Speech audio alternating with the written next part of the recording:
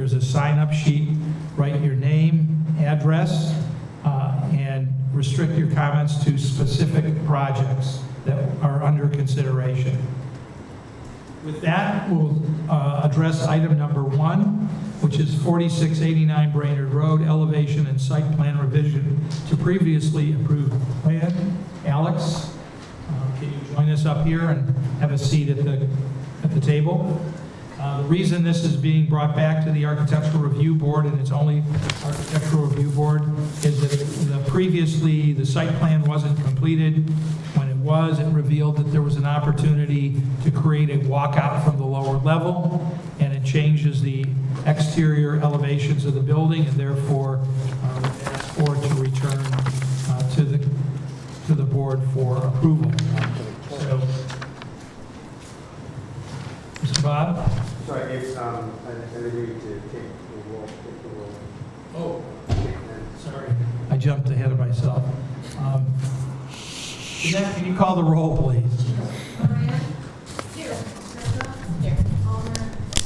Lazar? Here. Light? Here. Smith? Here. Here. Just as a reminder to everybody up here in the dais, this is being both recorded and it is playing live on our YouTube. So when you speak close to the microphone, otherwise it doesn't necessarily pick up what you're saying. I'll give you this. Oh, okay. Okay, so we're on item number 1. Bob? All right. This is Domus Construction for 4689 Brainerd Road.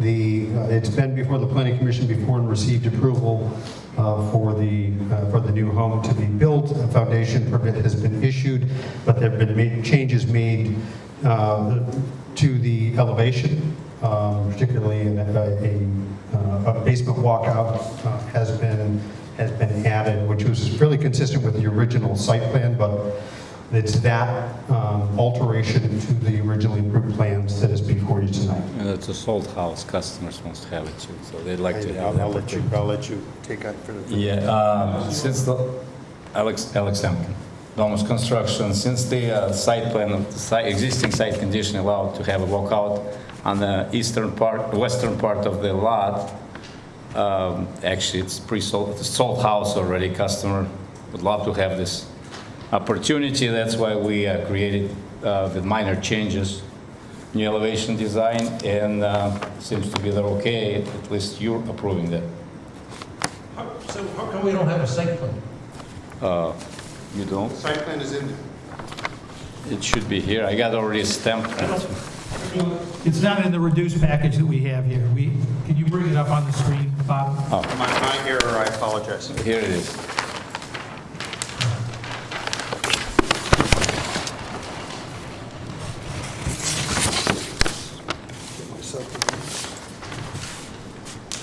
So again, where is the, The house now faces the Pike Road.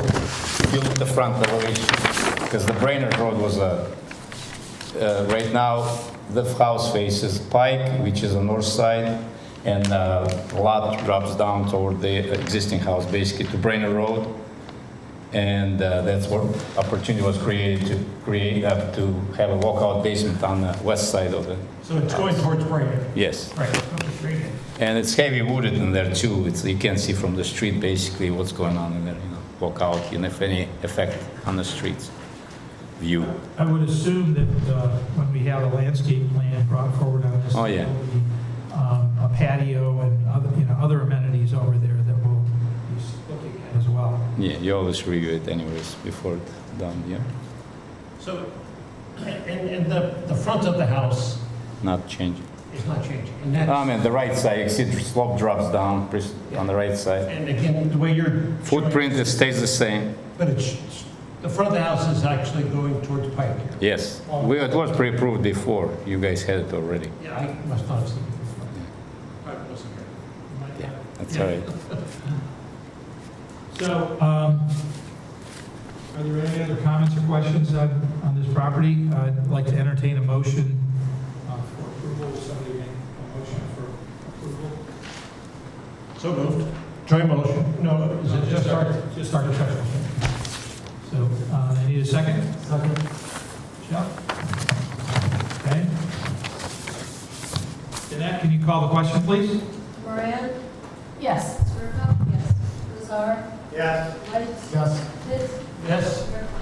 Yes. Thank you. Thank you so much. Yeah. Continued success. Item number 2 is 27520 Chagrin Boulevard, the urgent care building signage. Marie Cipolletta from Sinorama is here, I believe, to present, and address the building signage.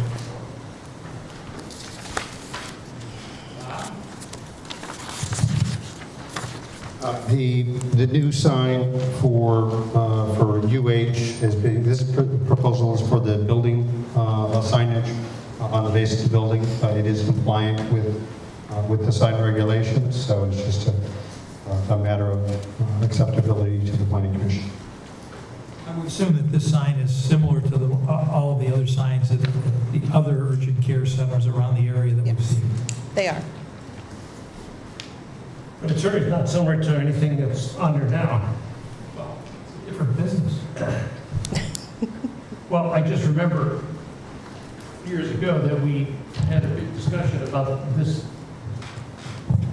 property having all the same signage. That was changed some time ago. Originally, the sign criteria was restricted to a specific red color, and since then, we have amended that to allow for corporate colors to be utilized, which has been done with both Spectrum and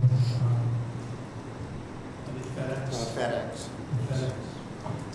So this is, just following the program. Are there any questions or comments in regards to the signage for the building? How many of these patient parking spots do you need? Where are they going to be in the parking lot? There's going to be 4 patient parking. And I believe on the site plan, 4, So that's where it's a little arrow, yes, and it's showing the 4 spots. little orange spots, those are going to be the That's correct. patient parking. Is that based on the data that you received from the urgent care management? I believe so, but also I think it has to do with what was allowed there for that tenant space, what their parking was. Any other comments or questions? The staff entrance this is in the back. The staff entrance is in the back, yes.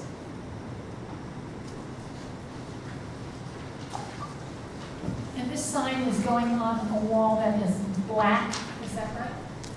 It's dark brown, I think. Isn't it? Yeah, it's like a slatted wood. I don't really have the color. You can actually, it's up, the wall's up. Yeah, the wall's up.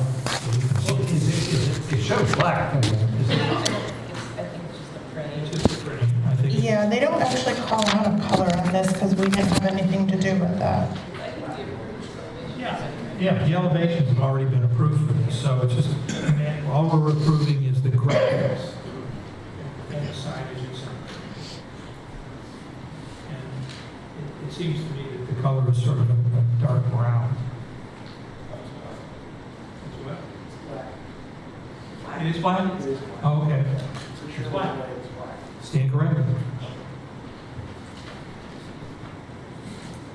Okay, that's the property owner. He knows. All right, any other comments or questions? Having none, I will entertain a motion for approval.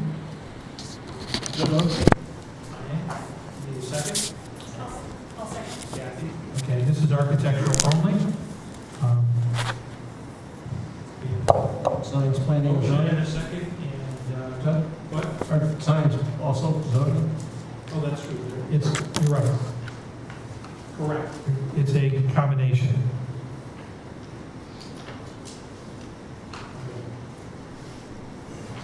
Okay, so we have a recommendation for approval for combined Architectural Review Board and Planning Commission approval of signage for the urgent care building at 27520 Chagrin Boulevard. Dinesh, can you call the question? Yes. Light. Yes. Thank you. Yes. Mayor Con. Thank you very much. Yes. As long as we're on signage and the Chagrin Plaza, we are now have the Lake Shore Learning sign. That will be replacing the existing one that's there because of the new facade construction. And Brad Petro from Sacramento. Yes. Bob? This is, Yeah, this sign also is compliant with the sign regulations, so it is, again, on the front of the building, it is a replacement sign for Lake Shore Learning, and it is, again, compliant, so. So this is a push-through backlit sign. It's a cabinet sign. Cabinet sign. Yes. What about the, I haven't seen anything on any of these proposals for the monument sign. The monument sign, those plans came in today with the landscaping, they'll be on the next meeting. Thank you. so as part of the building renovation, when the signs were removed, Lake Shore had one of the original, as you previously mentioned, red signs. And now they want to take the opportunity to bring it into compliance with their corporate colors. So this is going to be a set of white channel letters mounted to a blue background panel. That's different than what's depicted here in what you've submitted. It's not channel, it looks like it's a, It's a channel letter, 3-inch deep channel letter mounted to a panel. oh, okay. I'm looking at, it is, okay. Yeah. Looked like push through the, okay. And so it's just no longer going to be Lake Shore Learning, it's just going to be called Lake Shore? Correct. So we'll see sailors in their pockets.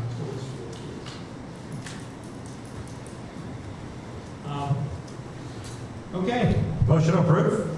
Joint motion. joint motion. Second. No. April, you got Brian on the motion. April on the second. Further conversation or questions, comments? Hearing none, and then we will call the question, please. Moran. Yes. Skirka. Yes. Lazar. Yes. Light. Yes. Pitts. Yes. Mayor Con. Yes, thank you. Thank you. Okay, now we're getting into sort of the meat and potatoes of this meeting. The first item is item number 4, permanent property number 901-03-039, Omni proposed minor lot split. Gary Bialis from Omni Senior Living. It's been approved as noted by the village engineer.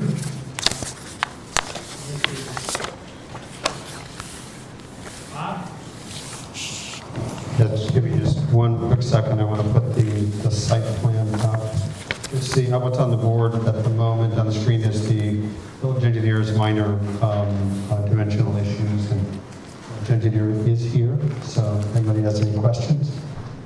Yeah, but it has been approved conditionally with addressing these minor issues, and as I understand it, we have an updated plan already, so that is being reviewed.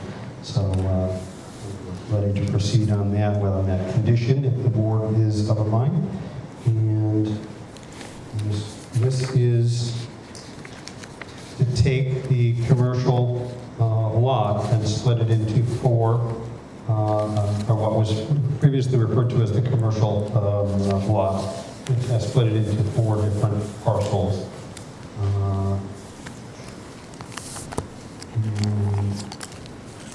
And that's what's up on the board. So Bob, is this lot split been signed? Say that again. Is this, I don't see any signatures on this. No, the lot split doesn't get signed until the planning commission has to approve it first, and then it has to be finalized by all the signatures, but one of the signatures is the planning commission's final approval and the village engineer. So it's not, the corrections that need to be made on that final set and confirmed and approved by the village engineer before signatures are done. So that's my general understanding, and if misstated that, my village engineer will correct me. And again, I think has this property been sold to the developer? Can I answer that? Yes, you may. I hope you can do that, I will Gary. answer that. I'd like to pass something out, though, so you understand the process that we're working through, so we're on the same page.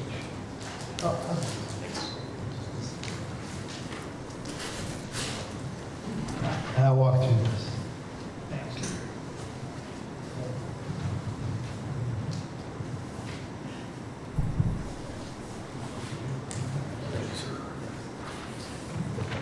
First, before I get into the sheet here, the engineer did provide corrections and dimensions, and we picked those up and actually added them to him. I don't know if the engineer. So he has. You concur, Brian? Well, I submitted them a week and a half ago to Rob, and it was dimensions that were asked to change. We made those changes on the drawings. So in the meantime, the way the plat works typically, there's 3 owners on this property, which are the Weintraubs who own this property presently. And they have signed this plat, but it still has to be signed by the village engineer. So if he wants, I have it here tonight, it's the Mylars.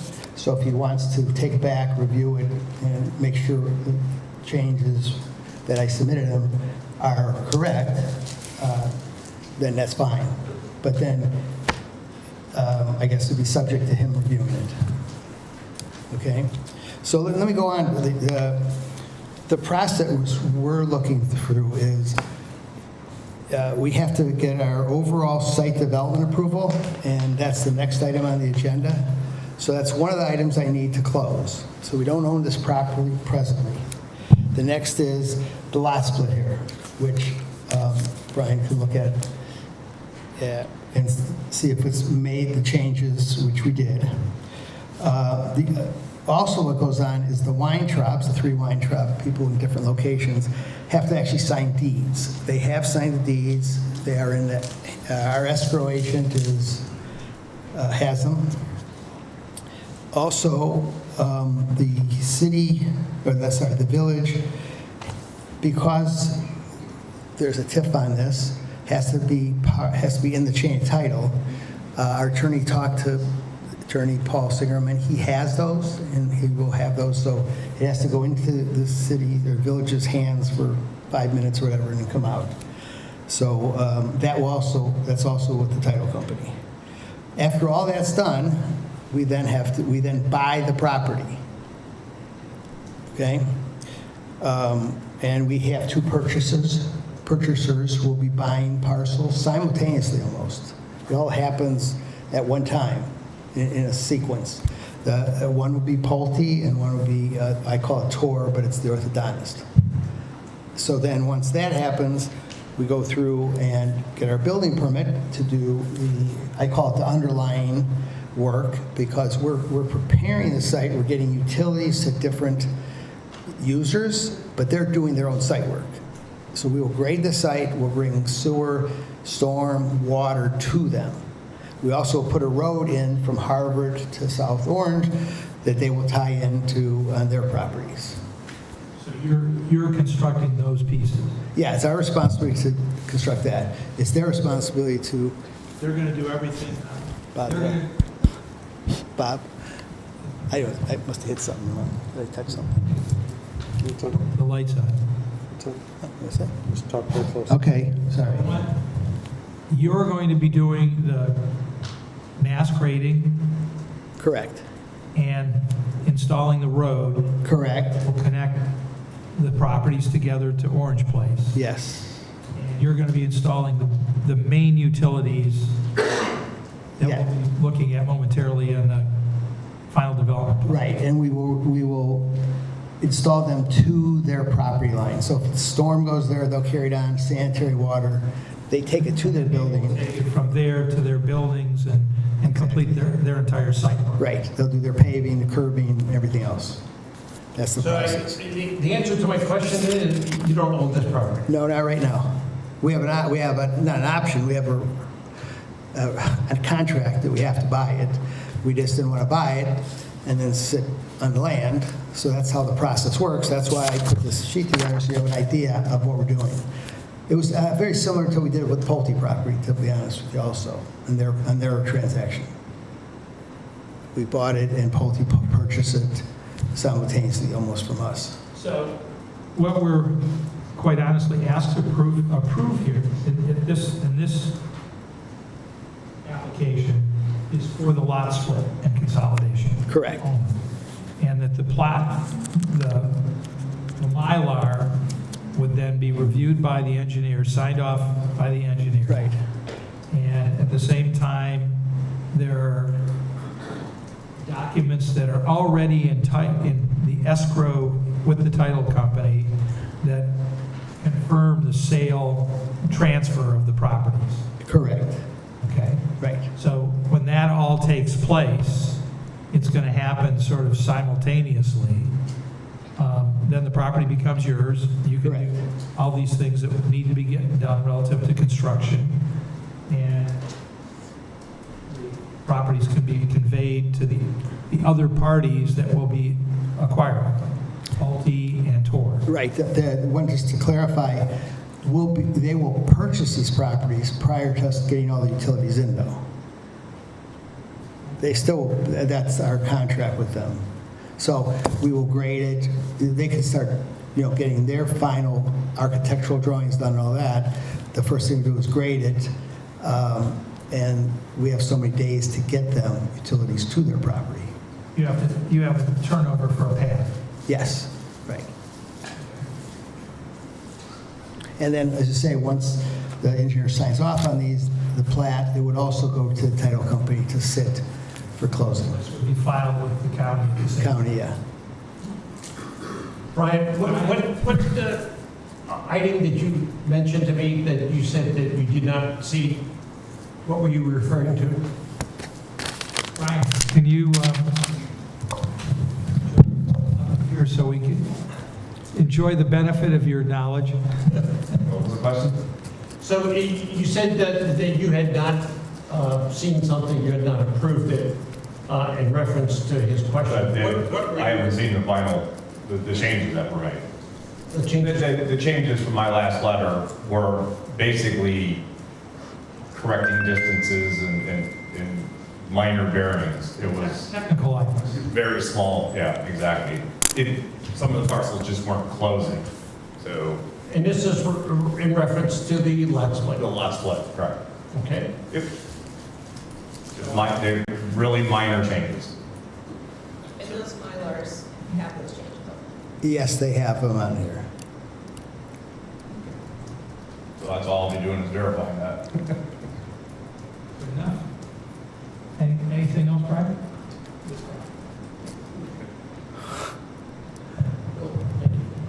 Thank you. Thanks, Brian. Sure. Any other questions from the commission?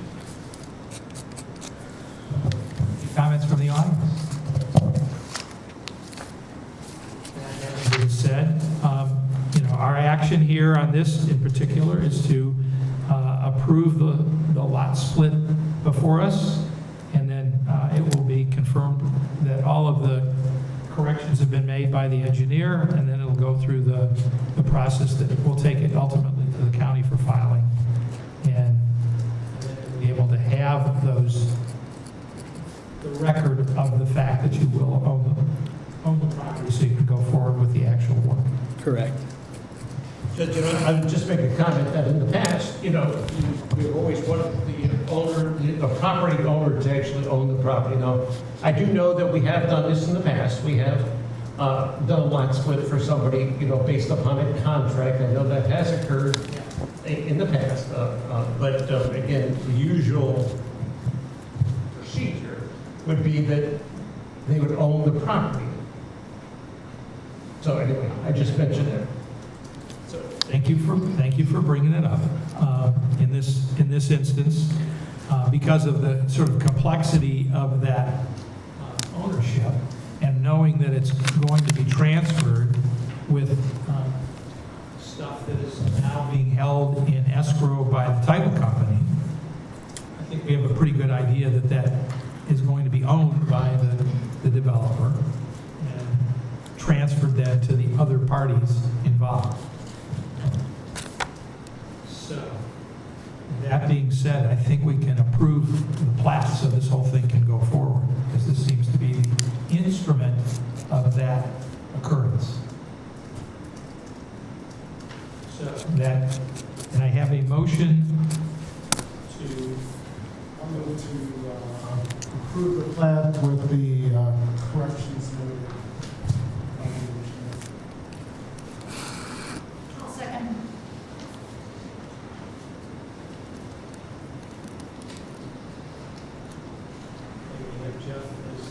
we have Jeff Light, motion, and Kathy Moran as second. Any other comments or questions?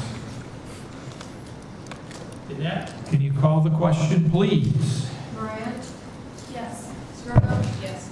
Lazar, Yes. Light, Yes. Pitts, Yes. Mayor Klein. Thank you. Okay. Item number 5, Harvard Road Omni Commercial Final Development Plan. Before we dive into this, and recognizing that we will have another project coming before us in a little bit, that will be a preliminary development plan, I thought it beneficial to describe for the public here what a final development plan and what a preliminary development plan are.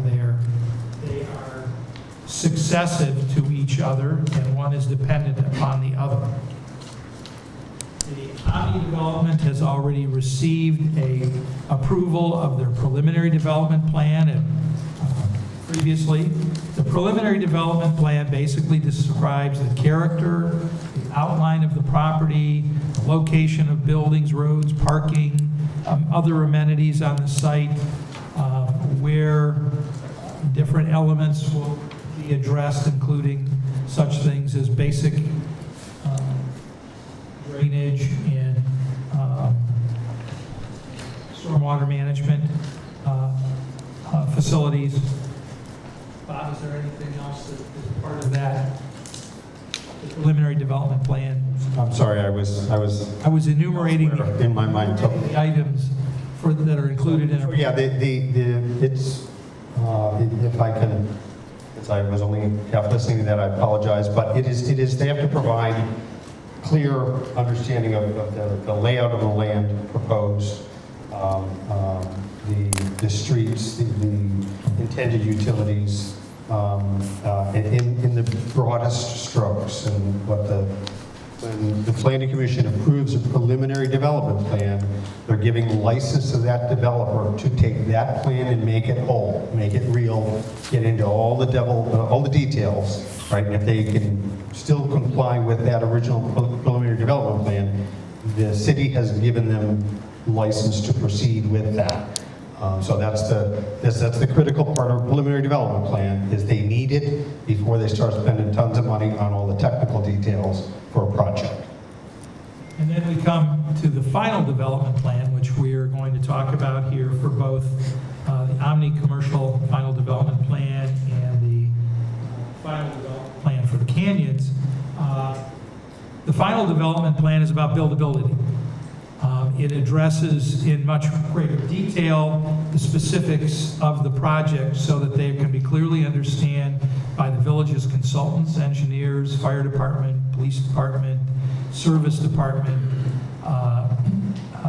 village planner, and building departments, that they clearly are compliant with the original intent of the preliminary development plan, and then the details that will be based on the construction documents that are then the buildability of that site, that it can be constructed as initially intended. So what we are talking about here this evening as it relates to the Omni Commercial Final Development Plan is meeting those requirements that contribute to the ultimate buildability of the site as intended. So with that,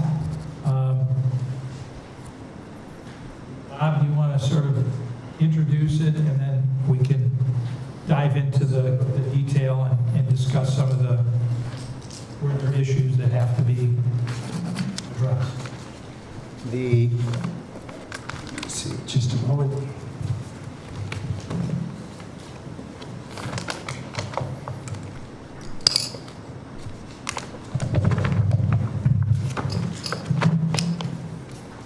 One of the things that is a component of all of this, I think, is worth noting, is that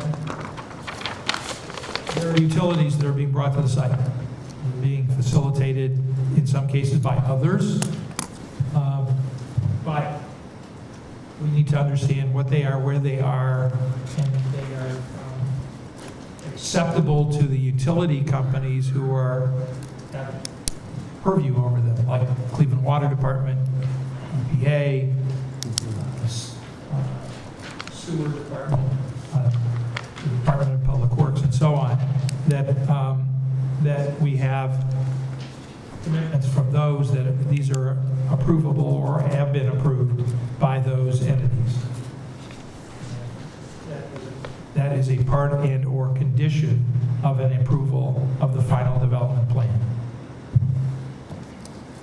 If I can direct the commission's attention to page C102, I want to put that up on the board on the screen for a minute. It just as a kind of an overview of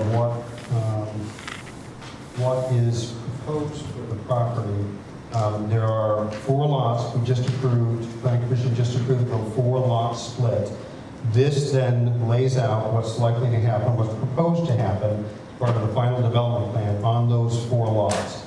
One of the lots, A1, is likely to be split again, but right now there's uncertainty as to where that might be split. You'll see there are 2 retail buildings being shown on that lot. It's nothing inappropriate if they decided to keep it as 1 lot and have 2 retail buildings. So perfectly fine to approve this general use. One of the things we look at is, does it meet the zoning code requirements that was established when this property was rezoned? And so this does meet those commercial zoning code setback requirements. The location of the roadway is critically important. In all of these civil drawings, you will find the easements for access. They're sharing a roadway, so 4 properties are sharing a roadway. They've all got to grant easements to one another for that, for the utilities, all of those things. And so this is the overall final development plan that is being proposed. Now, not everyone who's here was here for the preliminary or the Pinecrest, but Pinecrest had dozens of subsequent final development plans. So they would come in with a plan, and then it would change a little bit over time, and there's nothing wrong with that. So final development plan doesn't mean you can't come back and say we need to tweak this or that, but it is this plan can proceed, and that's what the applicant is requesting is permission for this plan to proceed. We have a number of comments. There should be before you from the fire department. Hang on just a minute.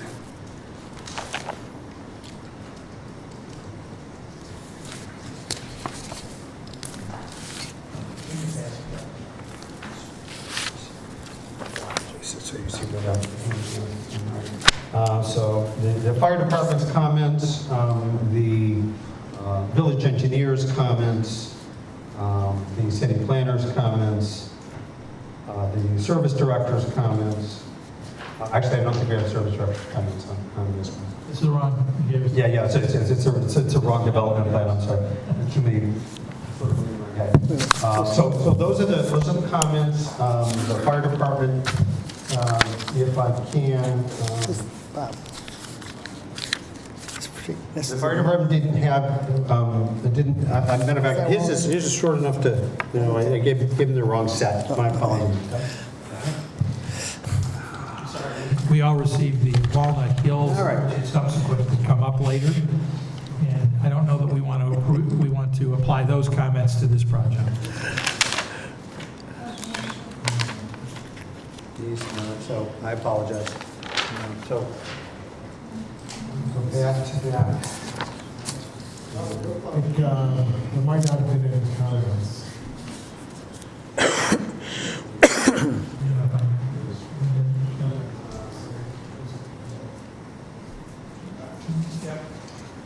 Fire department has no comments. there was no fire comments. Okay. Yeah. My 31st memo. The fire department absolutely did have comments. Their comments had to do with certificates of occupancy. The original plans had the potential of not having the road go all the way to Orange Place. And so I think that question has been resolved, but their comments basically said, if we don't have access from Orange Place to this fire pole site, we don't want the businesses being allowed to open. That was essentially their comment. They had no problem with the plan, but that access and making sure there was fire department access through Orange Place, whether or not it was out to Harvard was not particularly relevant to them. But they couldn't have a Harvard-only entrance and have a commercial site operating. So I'll let Gary comment on that and make sure that I didn't misstate that. You want me to comment now? Oh, well, yeah, the concern was that we didn't have a right-in, right-out into this site only. So we have a right-in, right-out up at Harvard and a full access through South Orange Place. And it goes all the way from one entrance to other entrance, so there's full access. I think there was also some concern, and I think that was addressed in the discussion of the previous item, about the ability of your organization to construct these on properties that at the moment you don't own, but will own once that document that's there is filed. Correct, yes. So that kind of puts that, it's still up in the air, but it can be confirmed. Well, are you saying to construct a road? Construct anything on the parcels that are not owned by your group. Well, the only thing, like I said, we're going to the property line of the parcels, but they know the requirements of the fire department and, fire hydrant locations, fire FTCs, those are all, we sat down with the fire department and agreed where they should go.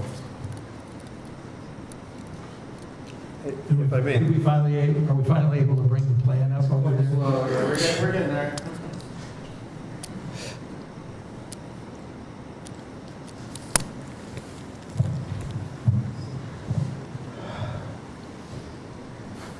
Can we, Bob, do you have the engineer comments, or would it make sense for Brian to opine on his comments? We're doing dueling access here, so.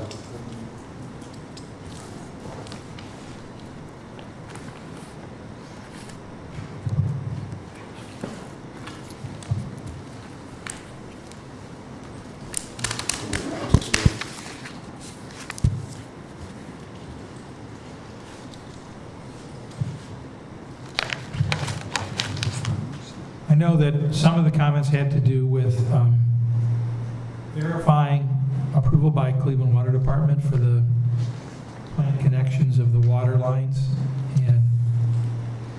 And I know you were asked to get some kind of a statement or letter of commitment from the water department on that. Well, right now, we have just a verbal where they want to put it. They've asked us to, there's a water line that ends on the east side of the entrance into Pinecrest. It's a 16-inch line. At first, there was discussion of running it down the north side of the road, but there's too many things, whether it be electrical vaults, everything. So they agreed that we would run it under Harbor with a bore, not open cut, and run it on the north side of the road. We were going to put it on our property as an easement to them. They asked us, they don't like easements. They want it in the right-of-way, so we shifted it to the right-of-way. And we've submitted those drawings to them, that we've done everything what they've asked for, we just haven't got the response back. They've told us what they want to do, we've given it to them. So now we're just waiting for them to review those drawings. I think it's important that we have some kind of, from the CWD, that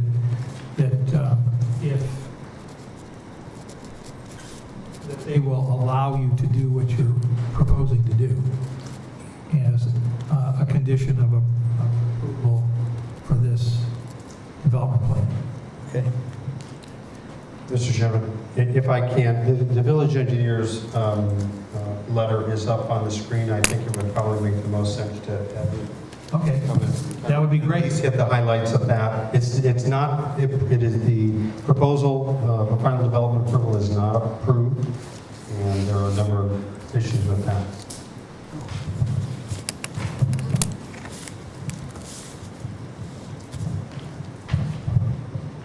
Basically, the last review has not been approved. I mean, I just saw these, my letter's dated July 30th. I haven't received new plans as of yet. Obviously, your comments about governmental agency approvals, all listed there. EPA, they need everything from the EPA, water, sewer, NOI, Clean Water Department, Regional Sewer District, Department of Public Works. These are all, requirements and approvals that they're going to need before they're even going to be able to start being able to do any work on this. Brian, could you enumerate the specific approvals that are needed from the other governmental agencies that? Well, they need it from the EPA. They need it for both sanitary, their NOI, their sanitary and water. They need from Clean Water Department the extension for not only the 16-inch water main down Harvard Road, but they also need the taps that they're putting in for the other individual parcels off of Orange Place and off of Avery Lane. They need County Department of Public Works to extend the sanitary sewer up into the commercial area, and Regional Sewer District, so which does a complimentary review. So They just say nice things about you, is that? pretty much. Brian, I think I saw some other things on your letter there, that there's a number of other items on there as well that you are not correct. Correct. I mean, I had issue with coordination between a couple of the parcels that are near final, which I do know that they addressed with the Pulte development. Their two engineers have gotten together about that. I did have issues with parcel A1 in coordination with that parcel because it was also in for review. I just have received parcel A2, so I have not made any comparisons to that one. But I do have a number of other issues, like with the water line extension, where they're showing it. Where they're showing it, they're not going to be able to build in there unless they're going to go under 4 utility vaults in our right of way, which I don't think they're going to be able to do. They've seen my comments. I'm suggesting a longer bore to avoid a bunch of these conflicts. And again, I have a number of other review items that they'll need to address. Sure. If they have to go to a longer bore, I'm looking at where this, line is being bored across Harvard Road. Would that have to then be in some kind of an easement that would be on their property to then take it back into the right-of-way? How would that happen? Where they come across the one easement they're going to need from Pinecrest. They're showing part of their proposed water main out of the right-of-way on Pinecrest property. Where that 45 comes in from there, take that street right across Harvard Road. It's just gonna come across Harvard Road on a diagonal rather than perpendicular. Because that way you come to the east of all the easements and you avoid the potential conflict with the telephone poles. Again, that's just a recommendation, you know, to their engineer. CWD, that kind of diagonal border across. Sure.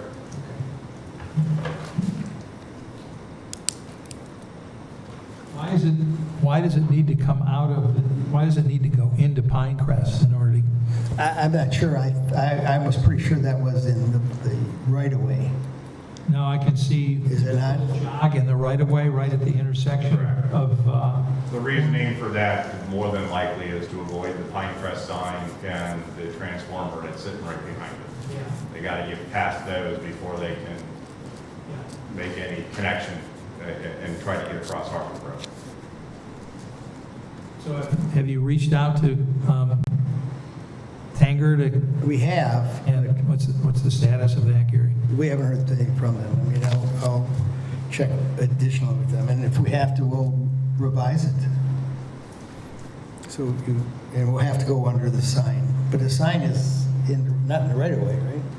The Pinecrest sign is actually in the right. Oh, The it sign is in the right-of-way. Okay. They were given permission to be in the right-of-way and navigate around it. Okay.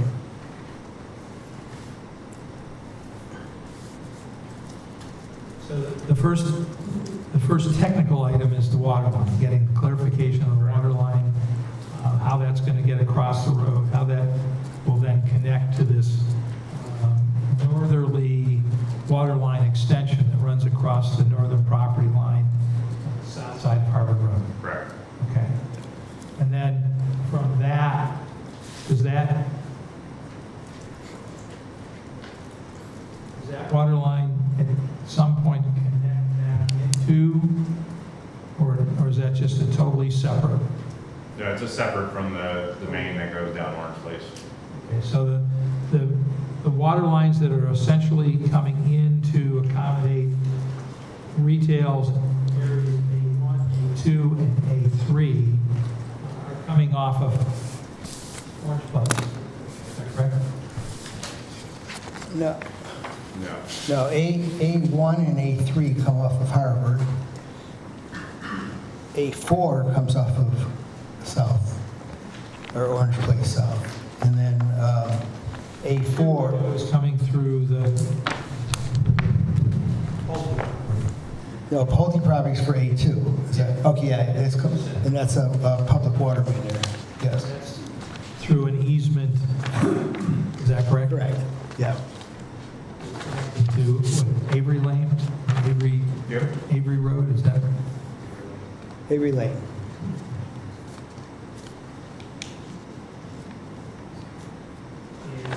The location placement of fire hydrants, the PIVs has all been, It was per our conversation, check again with the chief of where he wanted it. are you good with that, chief?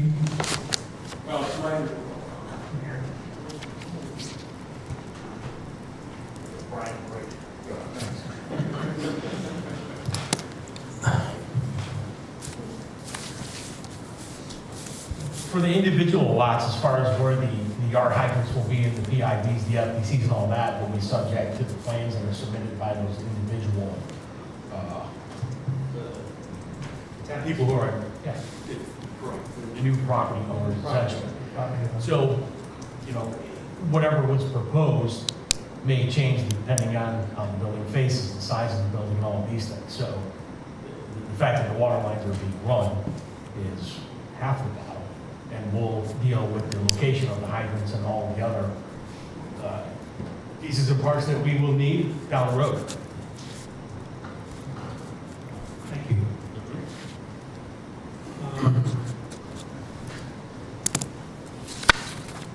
So here, I think that, you know, Go ahead. well, my comment here is that there are just a whole lot of things that, in my mind, have to be met, and I don't see how we can approve something as a final development plan You know, and to me, you know, it's the same song that I heard last week, right? I'm sorry, the last meeting.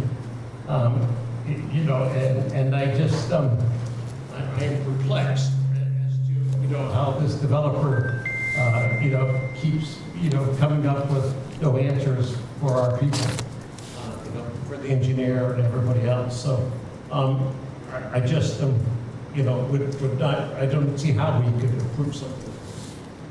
Well, I don't think that they've not come up with the answer. I think the engineer hasn't had a chance to review sufficiently to make sure that the questions that he's asked have been answered in the way that he can approve them. Well, yeah, we received the email late. Are there other comments from the engineer that you have not received? No, we received a letter late Friday, and my engineer responded this morning to his comments. And some were clarifications, some he said, I'll make this change. So we're responding as fast as we get the comments back, and that's just the way it is. Some of the comments were new from last time, so we'll respond again to these.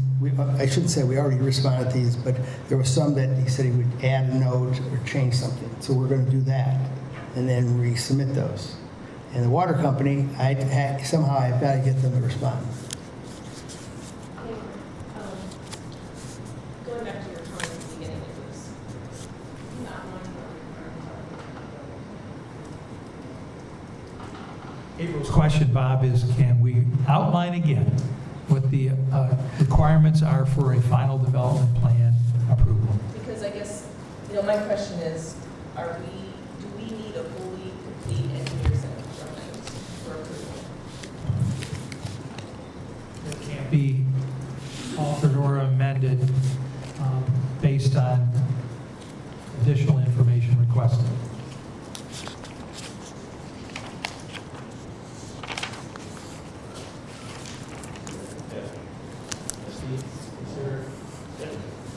See who gets the code first. Who gets the code first? Yeah. As was mentioned earlier, the preliminary development plan is a relatively short, it's a 9-item list. The final development plan requirements essentially 23 very detailed sets of specifics that are required. It involves a drainage plan, including, and this is just picking the ones that are more complex, all right? A drainage plan, including the calculation for proposed storm and detention facilities. All right, that gets into the question of all of the storm sewers on all of the sites and all of the grading necessary, and where is it all going? Do they have easements for where that water's going? Because that's all that water's going off-site.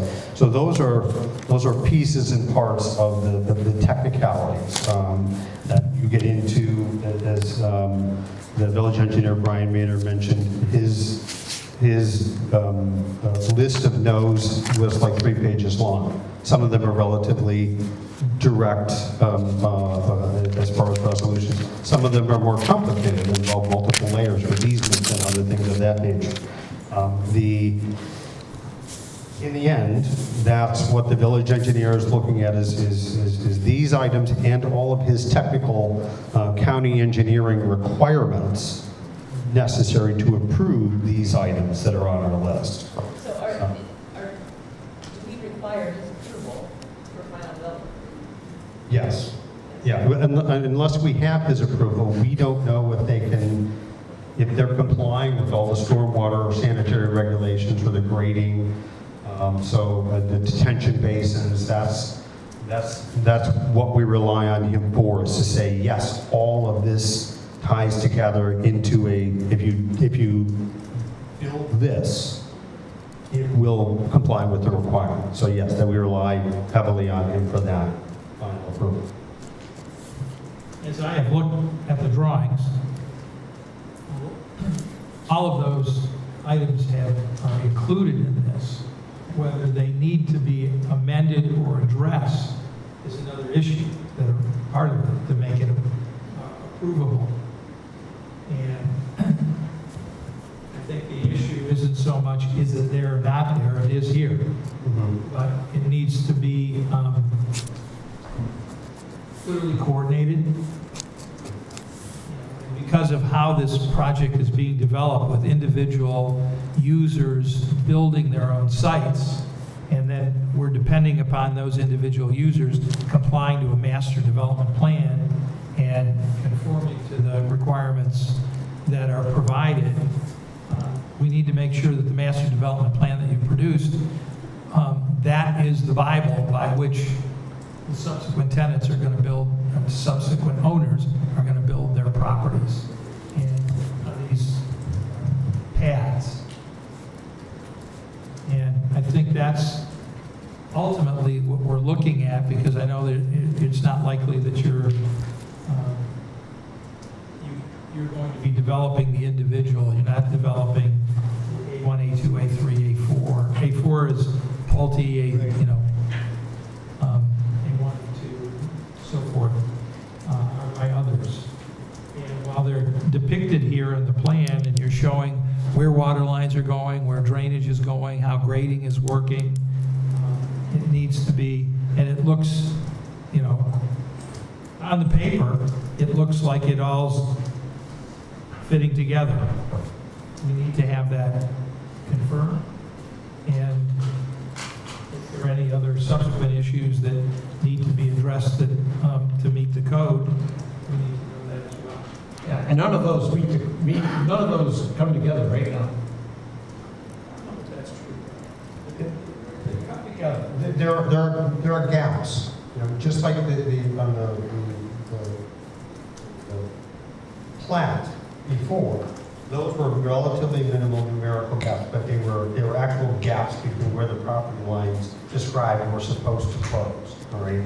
These are gaps that have a potentially greater impact, and the village engineer, we ask him to make sure that they're all closed. And at this point, the applicant has been given a list. They have responded. We don't know if they have responded with all of the issues on the list. That's what the village engineer now has to address, right? And we can't, this is the important part, we can't have unanswered questions in the final development plan and then have an individual commercial developer come to build on one of those lots when we don't know how that last piece ties together and how it affects them, because we won't be able to tell whether or not his plan abides by the final development plan because there's a gap. So trying to close those gaps, make sure that he's got a fully saleable and buildable development, and all of the buyers of these properties and developers of these properties have a complete set. All right, so that everybody's on the same page, literally and figuratively speaking. So here's how I see this playing out at this moment.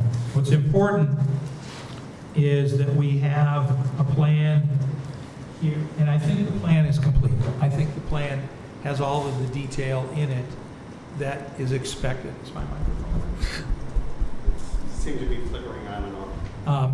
We have the information in this package that is sufficiently detailed to determine whether all of these things have been met. We do need to have the engineer be able to sign off to concur that those gaps are closed, that the information is complete with respect to the requirements of the final development plan as it is in the code. And then if we can get a confirmation, and we've asked for that previously, from some of the other governmental agencies that have purview over this, as mentioned, EPA, DOCWIC, not DOCWIC, the County Department of Public Works, Regional Sewer District, Cleveland Water Department. They are either they've approved or will approve the plans based on their agreement with your discussions with them for the site. I don't think that that's an unreasonable thing to ask at this point, as much as I would like to get this approved with conditions. I think the big condition is that we need to confirm that everything works. And so, would you like to add anything there? Well, I would like to make a request. I understand what you're saying totally. You have to be comfortable with it. What I do ask, and I don't know if you could do this, because I do want to get all this information to you, and I'm working with utility companies, they're difficult. These plans are 95%. We thought they were 100% done. I'm not saying your engineer came up with items, some were small items, some were clarifications. We will make those changes. We've already commented back in a letter from his Friday afternoon. So we commented what we're going to do. Now I have to show that on the drawings. The other thing is I have to hound these utility companies or EPA to get something from them. The way your system works, though, that I really want to be on the next meeting. If I can get this done within the next 3 days, 4 days, he's already working on all his comments he made. He'll have his drawings done probably tomorrow for the drawings.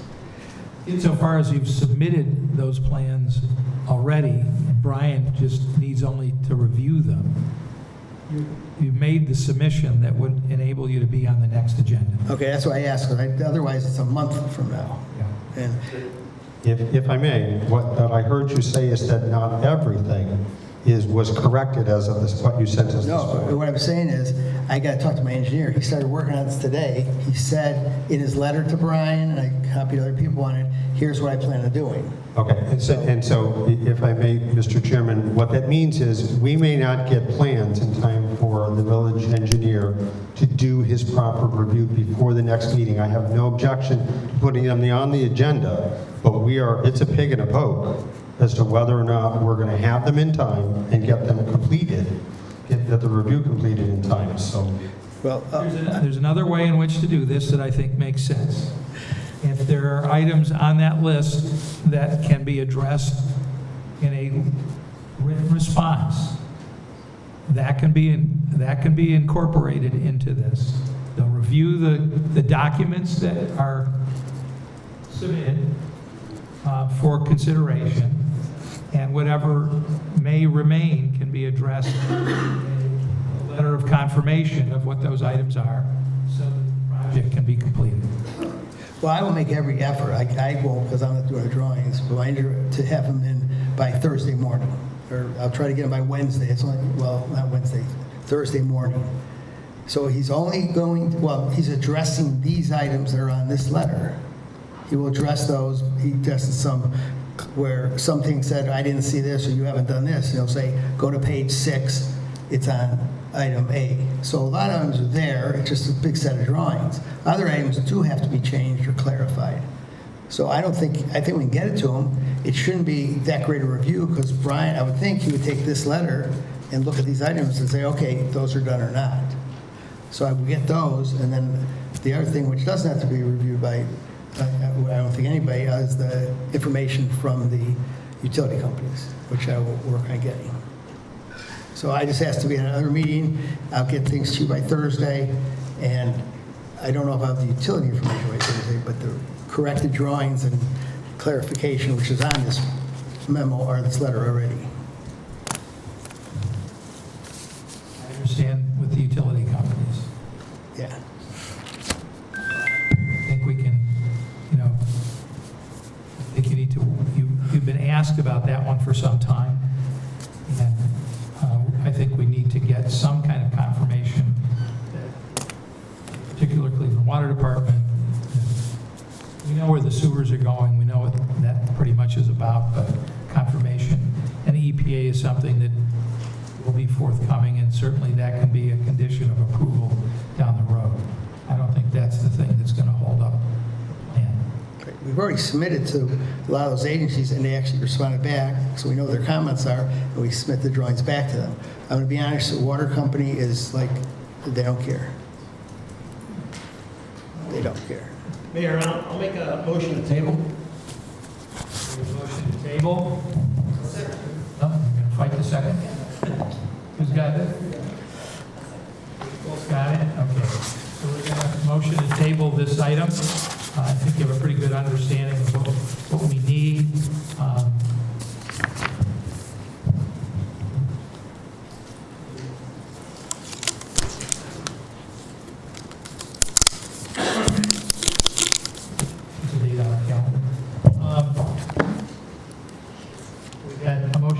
second. Danette, will you call the question, please?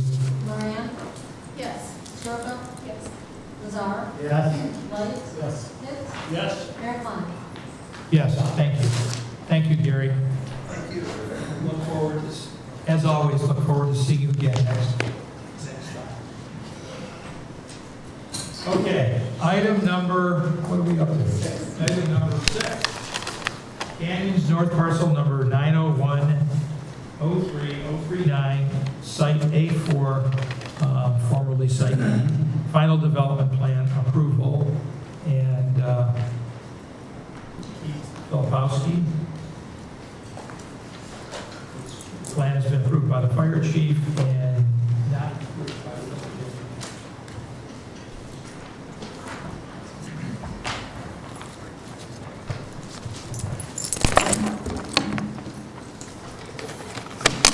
Getting along pretty well on that little vehicle. I'm making do, sir. What'd you do? Was chainsawing a tree down and it kicked back on me and That sounds bad all the way around. That was a mistake for me. You're right. We had more? I'm not sure how well you guys can see the screen over here. Yeah. Does that, I don't know if that needs turned so you guys can see it.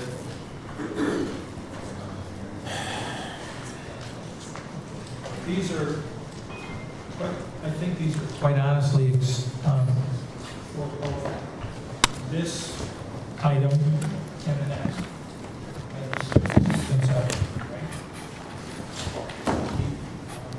I'm sorry? Item 6 is the final development plan. Item 7 is the request for APR. Correct.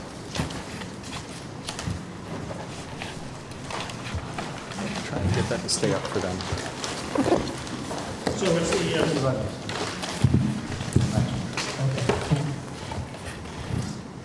so the whole discussion on the hardy board and vinyl siding, That's a different matter. That's the next item. so that would be the next site. That's item 7. Yep. Is that the way you understand it, Keith? Yes. What we're talking about on item 6 is actually similar to what we just discussed for the Omni development, but we're focusing entirely on just the parcel that will be the townhomes.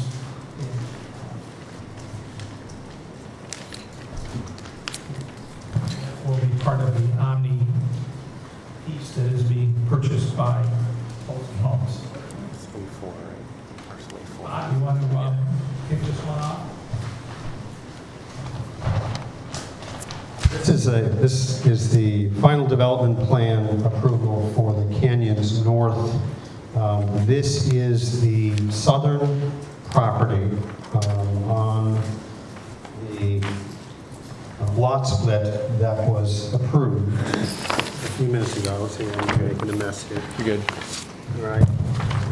For clarity, this is the lot split, so it's 84. It's actually that. And Bob, I'm happy to walk the group through where the parcel is through the presentation, if that's easier for you. Yeah. Go ahead. So just going through this presentation rather quickly, unless you guys tell me to slow down, I did attend the Planning Commission of July 15th. The mayor did not have the benefit of being at that meeting, so thought it would be beneficial to just do a very cursory review so we can reacclimate and just make sure that he sees some of the good work we're doing on this project. So this is just an overall map of the entire zoning district. You'll see down in through here these light orange or yellowish buildings, which represent 117 townhomes and what I refer to as the Canyons proper community. This portion of community has already been through its final development process. Engineering's approved. We are moving earth and roads are down, and we are constructing that portion of project. Well, You said the engineer is approved? yep. Yes, we are land developing this site currently. That's not what it says on my Okay. No, that's not, Guys- talking about the Guys- canyons itself, not canyons north. Yeah, we're talking about this single parcel of land that is referred to in the subdivision that we just reviewed for Omni. That's right. You were referring to the other site. Yes. Yes, I'm acclimating the group with the entire project so we I'm sorry. can know where we're dealing. I'm sorry. Yes, so we are actively land developing this Canyons proper, which consists of 117 townhomes, okay? This page here is showing the overall zoning district site. So here to the east is the wooded area, which is presumably in the end state, probably about 35 acres worth of land. The red buildings up here represent the commercial properties associated with the previous applicant's desire to final development plan those areas. But also within that is the parcel A4, which is this darker set of buildings described here. More specifically, it is along the aisleway of Avery Lane as you enter in from Orange Place. This, Brian, is the area up for consideration at the moment, which are the 15 townhome units. Again, just trying to acclimate everybody. So looking at that just a little bit differently and more closely, it's comprised of 4 building strings, all of which are 4-unit, except for the first one coming in off of Orange Place, which is a 3-unit building string.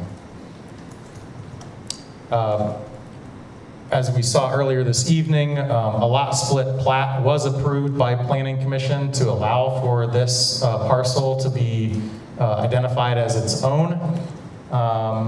One of the things that when we came before the Planning Commission on July 15th, that the village asked that I do to ensure some of the coordination of water looping was secured in terms of the seller or other applicants' ability to run their water lines or whatever they need to do.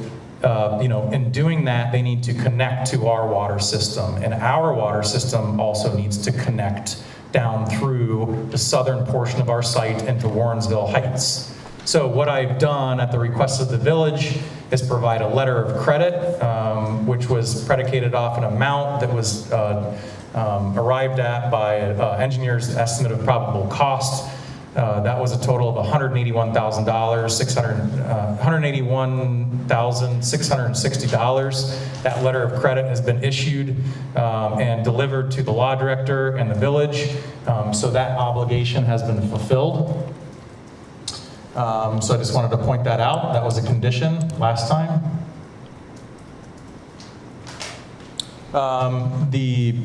Part of our final development plan approval tonight includes a plat for our parcel that will now be split off.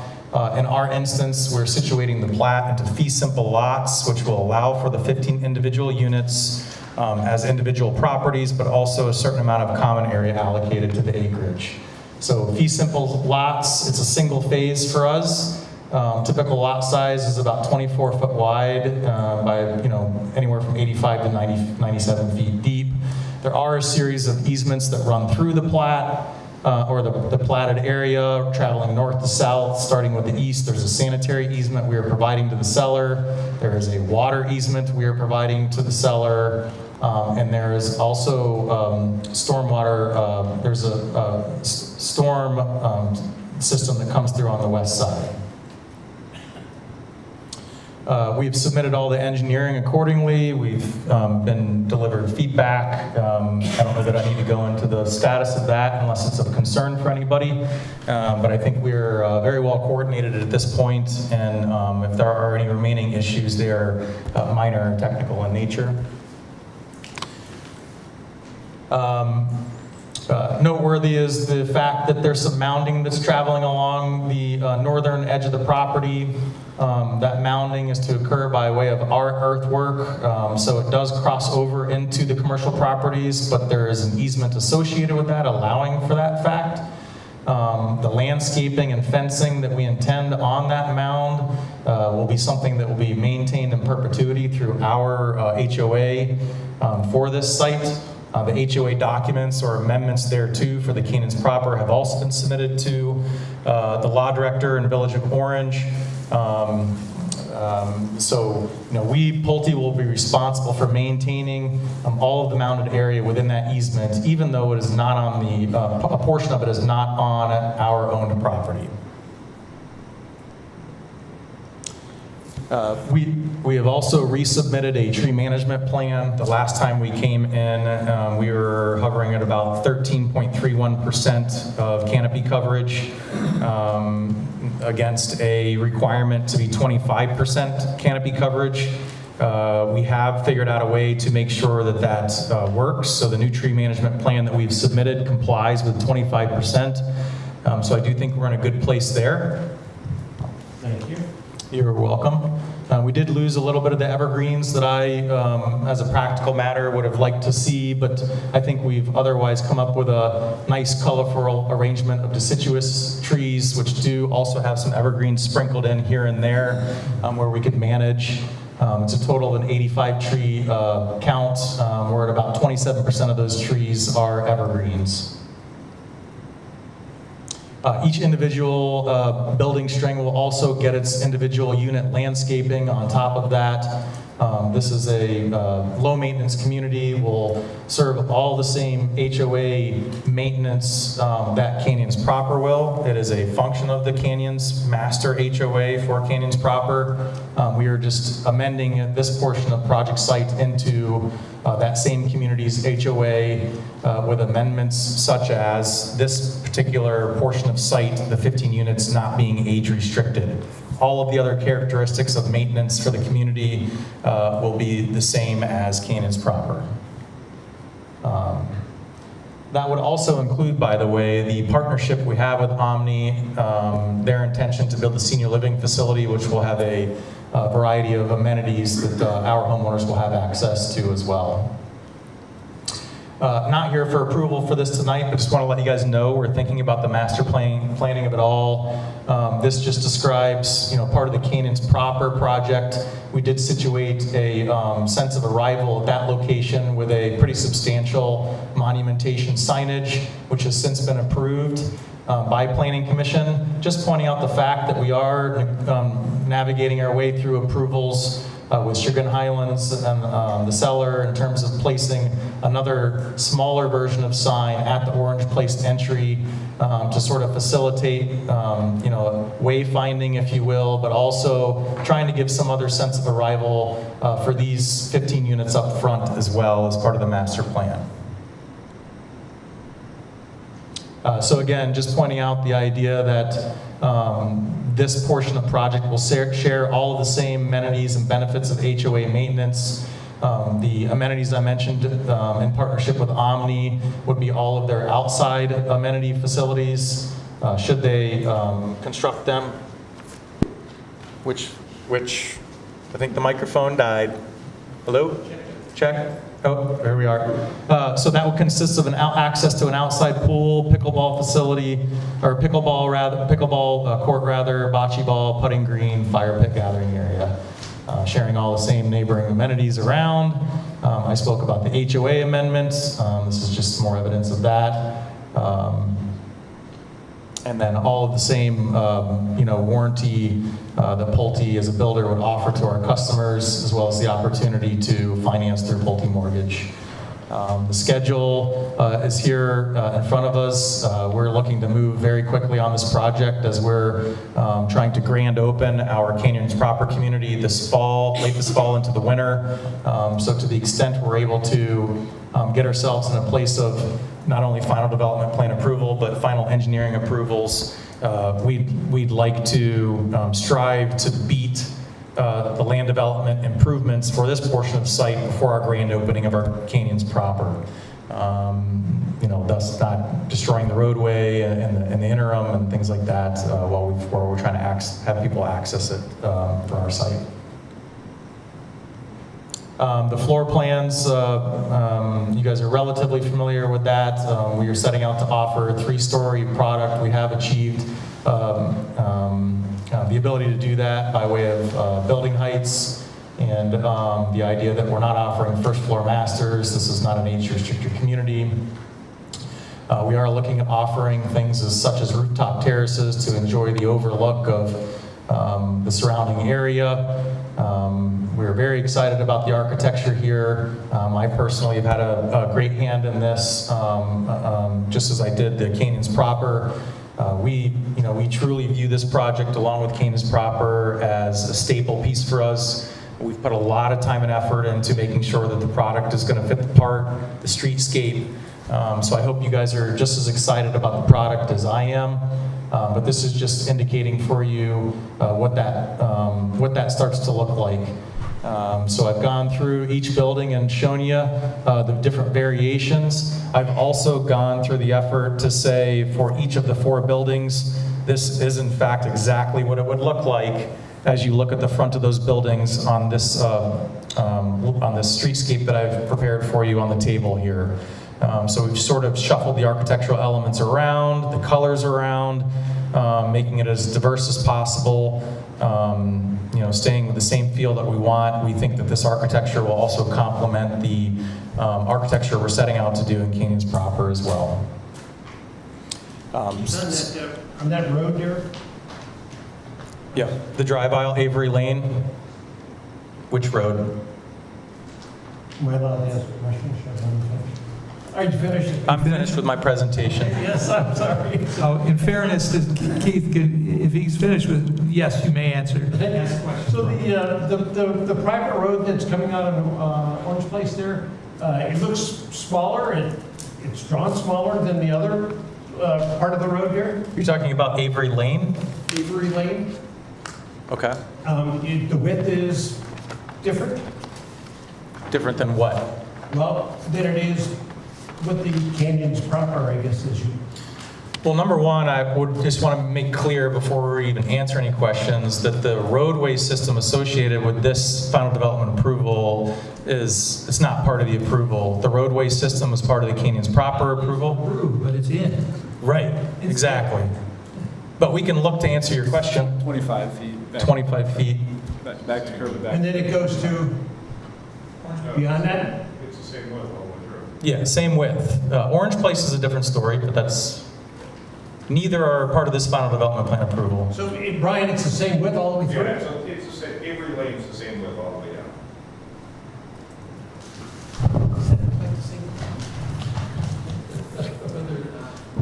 Anyway, adjust my glasses.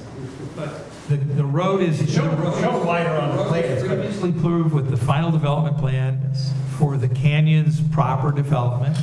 And not only has it been approved, it is in place. That's right. And I have driven it. So I don't think that it changes from one end to the other as far as I could see.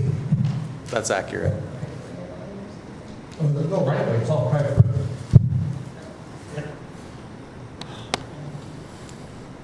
But it's still a full width.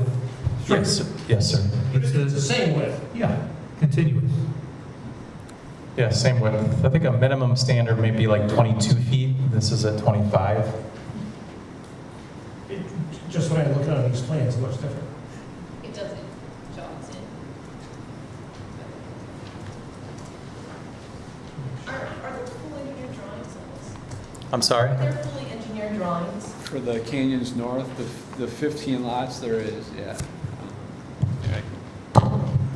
Yeah, we've submitted the Canyons North plans. The plans don't involve any construction of roads at all. It's only development of that parcel A4, which is split into 15 lots. So the only utilities constructed would be storm sewer for like the rear yards, and then extending the sanitary sewer across the front. Water main across our frontage is already in. So we've submitted into the city engineer, we submitted into Cuyahoga County, addressed their comments. City engineer just signed off before the meeting here, so we'll go back in the EPA. We should have our PTI in a couple weeks. So our approvals they're all moving pretty good. You have the village engineer's approval. We have his approval for, he approved the sanitary. I don't think he'll give us his final approval till we get our PTI. So we're probably 3 weeks out, I would think. Brian, can you address that? What approvals does he need to get?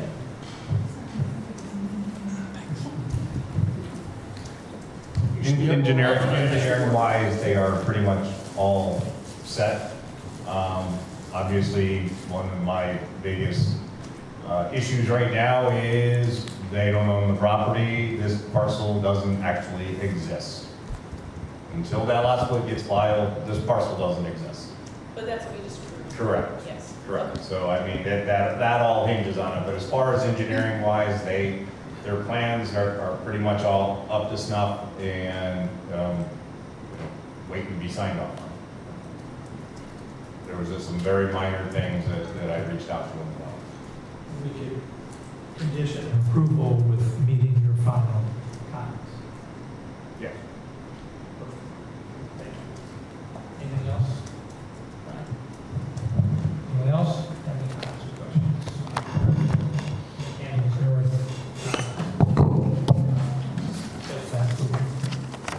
Are there any public comments or questions related to the Canyons North improvement plan? Well, hearing none. Motion to approve, subject to addressing whatever comments, final comments the engineer has. Correct.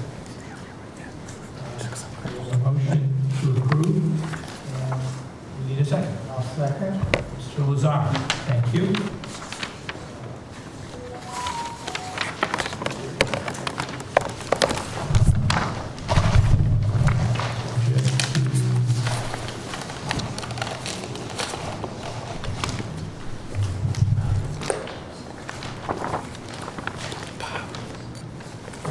Call the question, please. Moran? Yes. Turco? Yes. Lazar? Yes. White? Yes. Pitts? Would you mind handing this to the members? Yes.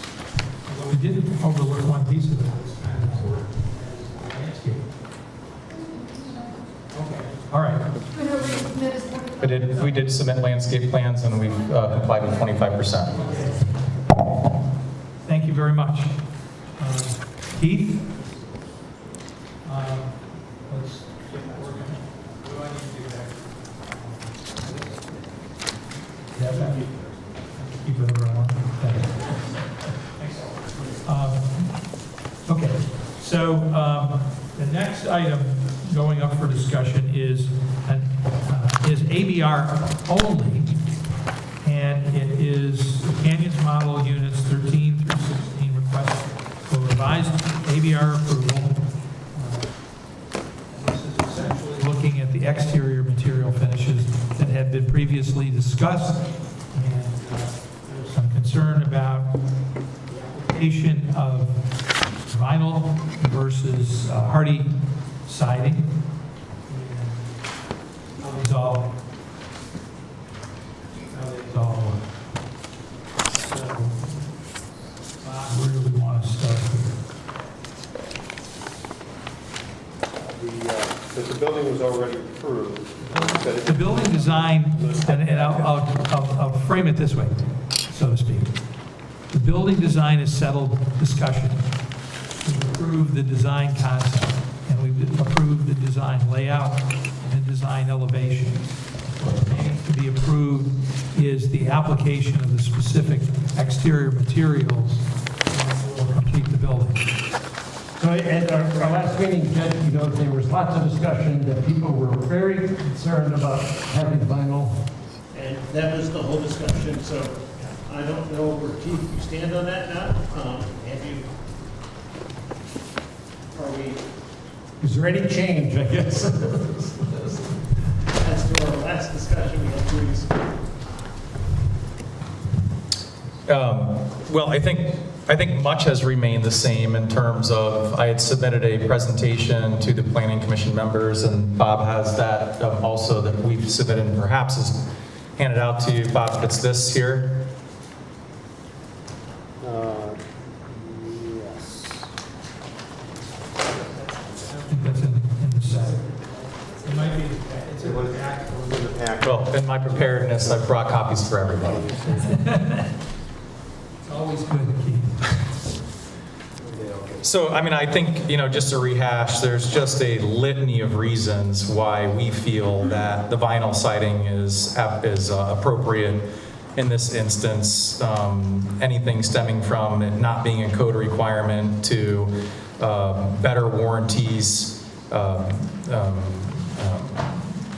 installation practice that's more conducive to the area we live in, both by way in terms of having certified installers to do so, dealing with weather challenges. It was brought up last time.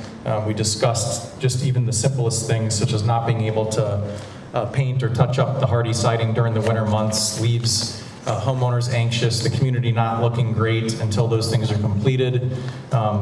Through this presentation, I've given examples of existing communities around town, Lakes of Orange being an example, nearby community of Stonebrook, just demonstrating what the hardy scenario does start to look like over time.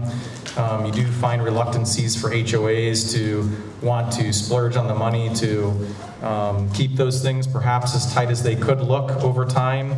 And vinyl siding is a building material that we use predominantly across the city of, or the area of Northeast Ohio. In fact, the Lakes of Orange is the only community where we install hardy siding, and that was by way of HOA requirement. We were reluctant to do so, but of course we were complying with those rules in place, whereas here that is not a code requirement. But it's not necessarily about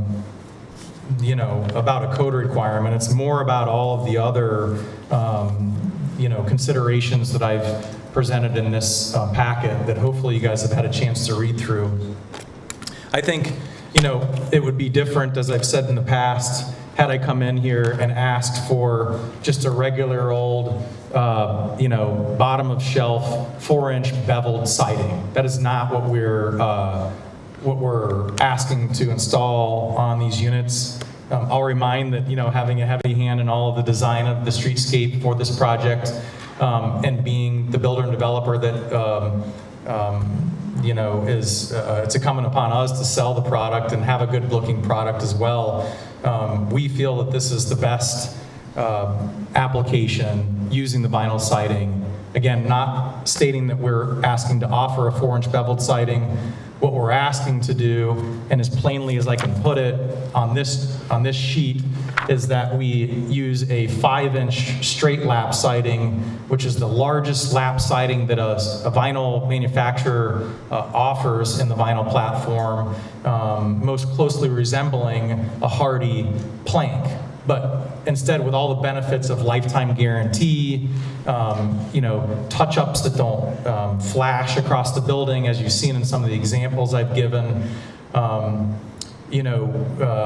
I completely understand that the board is not, it's not your burden to consider economic hardship.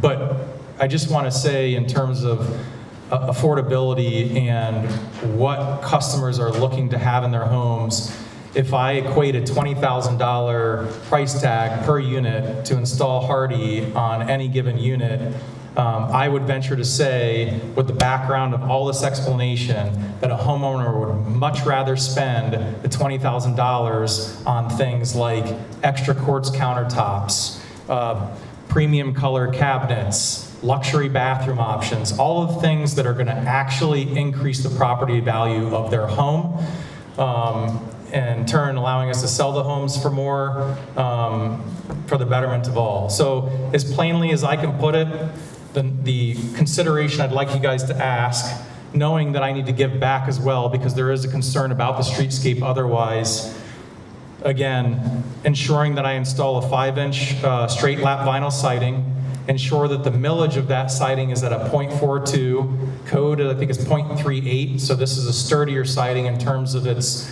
appearance, because it won't wave as much. Not that that's necessarily an issue, but to the extent someone's concerned about that, we have already broken up the side elevations by way of band boards, accent material changes, window fenestrations. We don't have long, expansive walls where things can become wavy. I did, just as a function of returning with some of the suggested things that you guys set me out to do, I did provide a package showing all of the new color schemes and how those color schemes interact with the site elevations to reassure you that we are changing the colors between accent sidings and the main body of the house. Have you guys seen that? That was in your package, so hopefully that made sense. But Do you have a hard copy of that? yes, I do. So again, I think where the negotiation comes in is in the instance where if we were setting out to, can somebody hand this to her, please? Do I have another paper in the middle there? Sorry, I have it. Would the vertical siding be the same dimension as the horizontal? Is the vertical siding a 5-inch lap, you're saying? No, it's not. You know what? Got me. I'm not sure. Last time they were different. We had Hardy versus the vinyl up there. Oh, yeah, it would be vinyl. Yeah. Yeah, we're intending it for it to be vinyl. I'm not, The vinyl thickness is the same, 0.4, millages will be a 0.42. the flat panels would be uniform. I can't tell you what that dimension is between the battens. That's what you're asking. What is that flat, that delta, that dimension between the ribs? I'm not certain what that dimension is, and I can't misspeak tonight, so I can't give you an accurate answer on that. So, but I think it's an important question, and I'm not dismissing it, but I do want to just get back to the idea that, and we can continue that conversation as much as you like, but I just want to just say that. I don't have all that. Okay, yeah, me neither.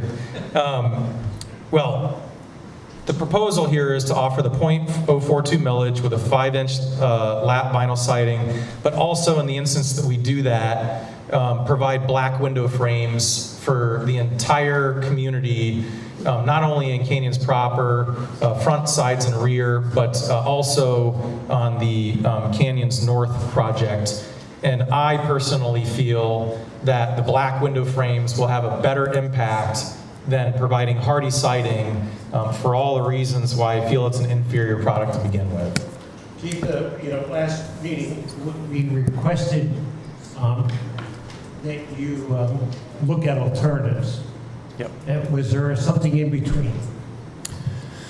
There's nothing in the middle. There are products that are similar to hardy, but it puts us in the same circumstance that, by and large, in the same circumstance that we feel we'd be in with the hardy. So my position is that we'd like to install the vinyl at the 5-inch lap, and with that, provide black windows. Is this broken up more since last time? I feel like there's a larger expanse of white vinyl siding when we were looking at it last time. That's because I showed you guys I showed you a previous presentation for the sake of showing you something, and that was to my demise. So the Canyons North demonstrates the accent colors being different as we intend, and in Canyons proper, we intend to do the same thing. We have grown and learned through the process of Lakes of Orange. When we started in Lakes of Orange, we were painting everything, including the trim, in the same color. Then we went to Lakes of Orange Phase 7. We said, hey, it's going to look better if we use white trim on the siding. It's a little bit nicer touch to it. And now we were saying beyond that, let's break up wall expanses with different colors, which is what you're seeing tonight. So essentially, the difference on what we have now is the accent sections as well as black frames. That's what's different from what we saw last. The accents, and what was the other piece of it? And the black framing on windows. Yes.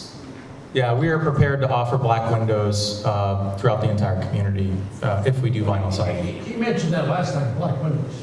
Yeah, but we didn't have a rendering. We didn't have the rendering. This rendering is different based on those two items. Yeah.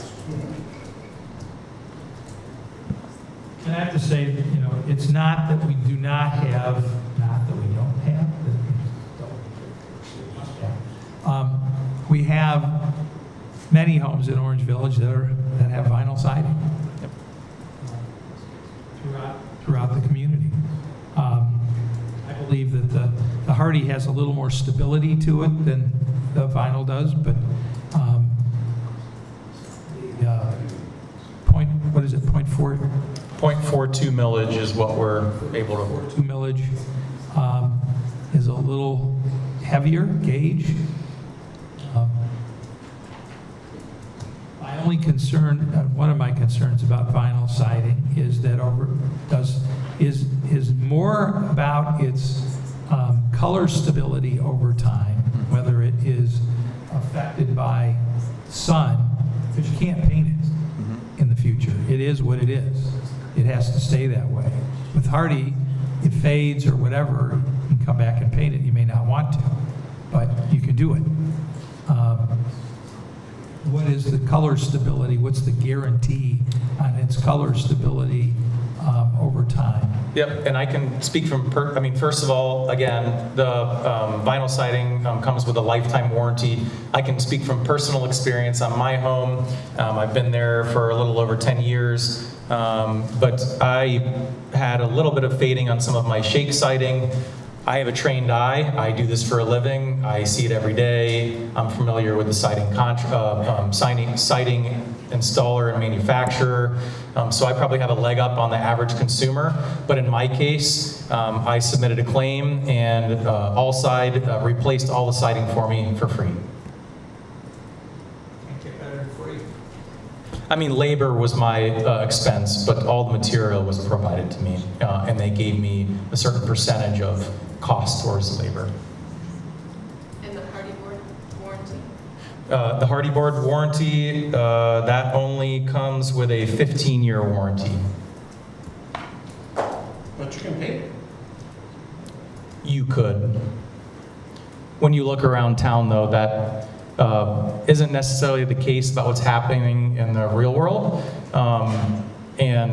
Again, there are complexities associated with painting it. Starting from the get-go, you know, you've got units in close proximity. You deal with overspray. We've dealt with that in the past, where we've damaged vehicles next door. You get the flashing that occurs.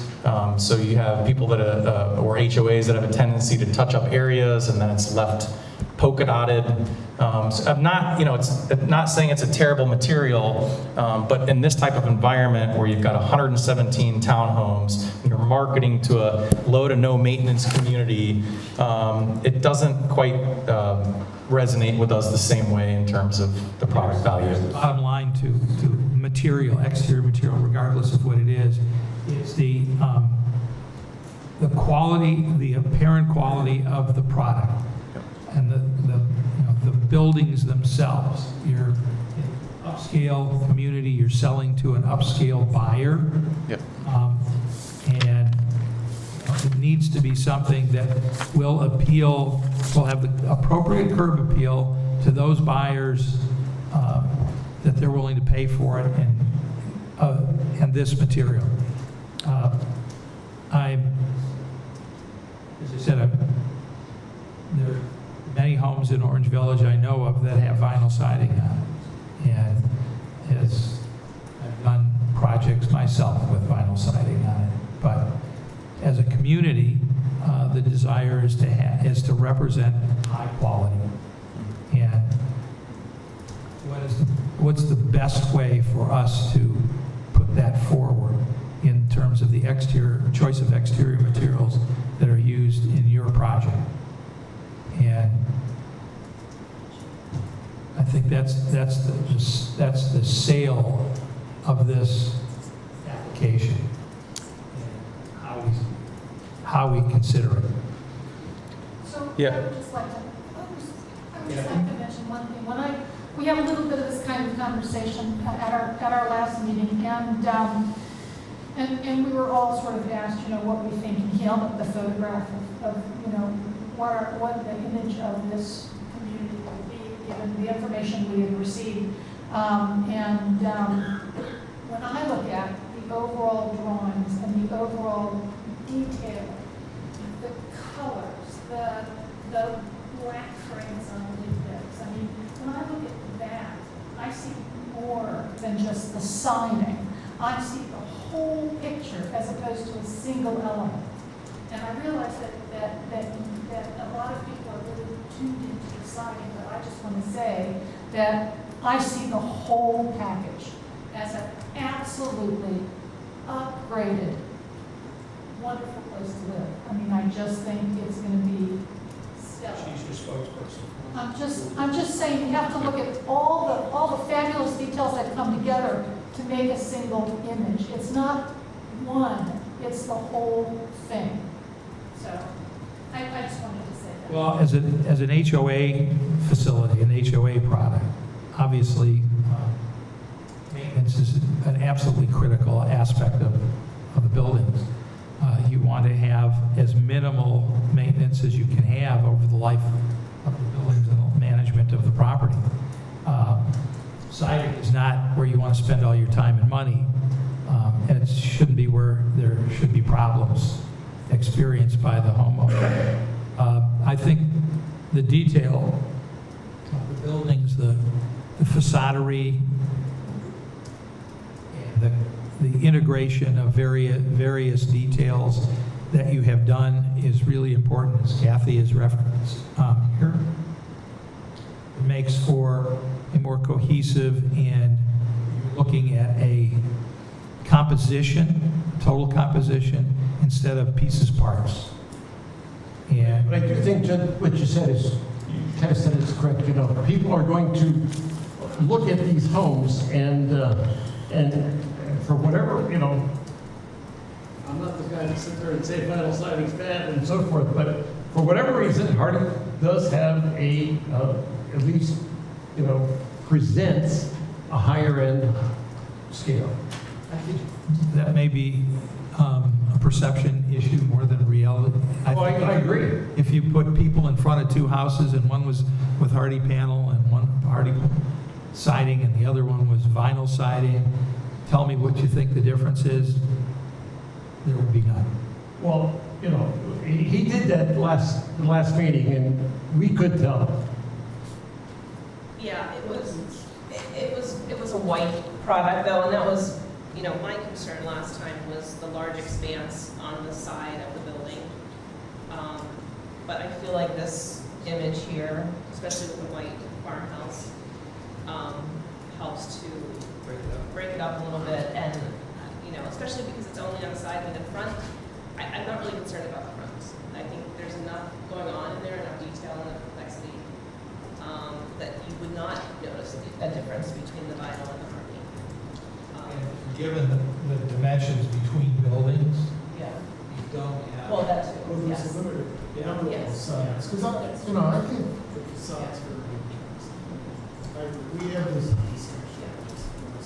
So, go ahead. You know, there is some, you know, there's some of the attempts to break it up a little bit with some accents that helps a lot. I mean, the biggest concern, and one of the ways that vinyl just doesn't look good, it long runs in like color. So we're avoiding that a bit. It's only going to be, these are there's four units per. Yes, sir. So, you know, those sides are minimized. I mean, some of this is the development taking into risk people are okay with vinyl too. I guess at the end of the day, the question is, will somebody walk away because it's vinyl instead of hardy? The other council person was. Is she a customer? Could help. Yeah, it very well could be. I mean, I don't know. Are there any other, Anthony, did you have any other comments or suggestions you want to interject? No, I think it is perceived by more of, you know, a comment of the different products than it is a visual. I think it drove that quite nicely, and I think it's actually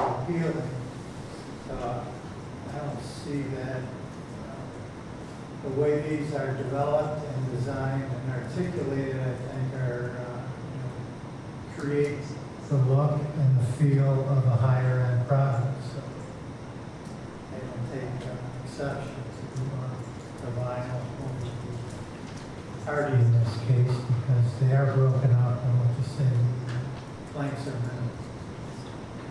That's Thanks, Anthony. Are there any public comments? Anybody want to weigh in on this? Hearing none. The question is, before us, is to approve the application of the vinyl versus hardy for the exterior material. I entertain a motion to approve the material as the proposed vinyl .42 dimension material as depicted with black vinyl, black window frames and 5-inch lap. So 5-inch lap, .42 black frames. That's the motion. Do I have a second? So I'll give Jeff the motion and we'll give Kathy the second. And these are approved, are these approved, these renderings? Like, I just want to make sure we're not going back to something that's, might have longer expanses. Well, each individual ARB submittal will require its own approval. I'm just in a position where I have strategized through what our entire color collection will be. And so the images represented there reflect what those packages ultimately will be what we come in to gain approval for. But they're not approved.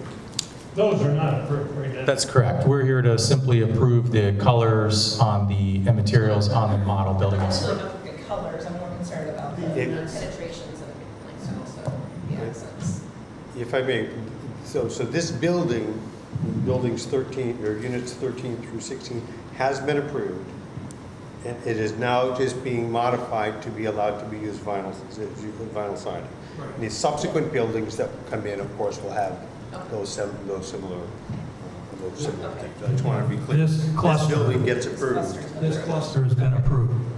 So we're just deciding which material. Okay, any further comments or discussion? Well, I think the motion should also indicate that note the accent areas on the site basis. Okay, so there'll be an accent on the site basis. So there's 4 conditions of the approval, potential. 5-inch lap, black window frame, .42 gauge, accent on side walls. Sufficient? This motion, Kathy, second? Again. Okay. Danette, call the question, please. Moran? Yes. Sturgill? Yes. Lazar? Yeah. Light? Yes. Hicks? No. Mayor Condon? Yes. Off you go. Thank you very much. Pedal yourself out. Okay. Limping, but in a good way. I need a little break here. Maybe others do. Before we go on to item number 8 and 9.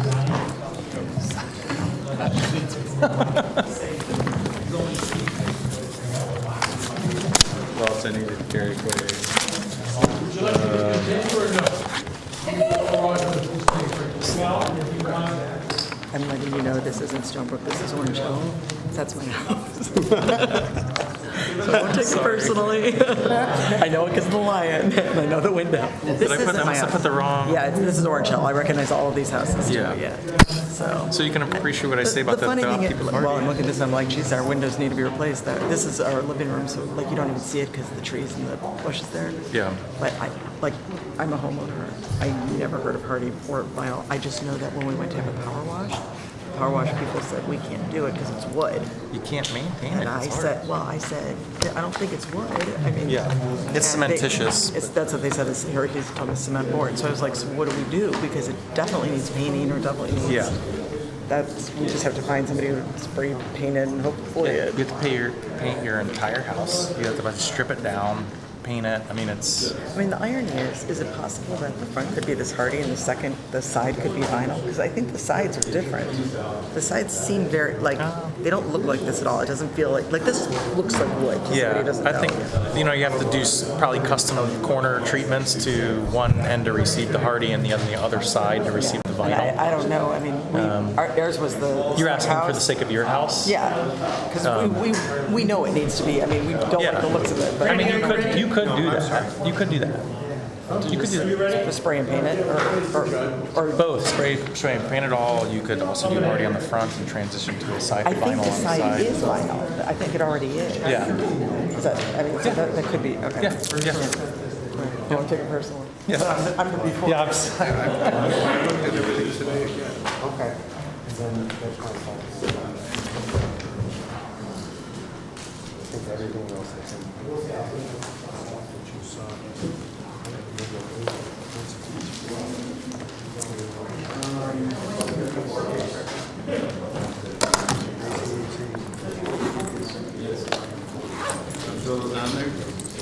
What's that? Side pieces.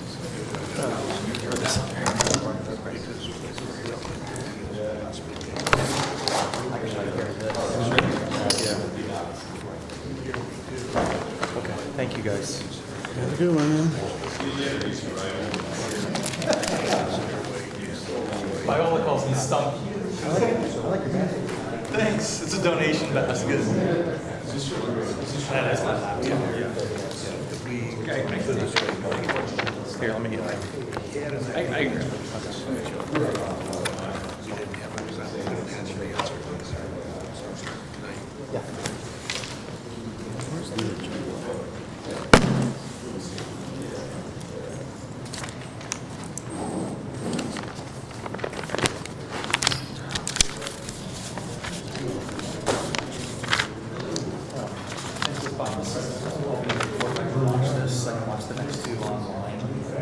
Sure. Not that I care that much. Curious. Crack his neck. My leg is throbbing. Okay, thank you.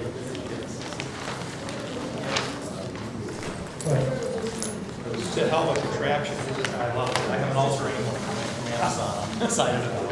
All-terrain. Small things in life. How long are you going to be riding that sucker? Until October. Thanks, Yeah.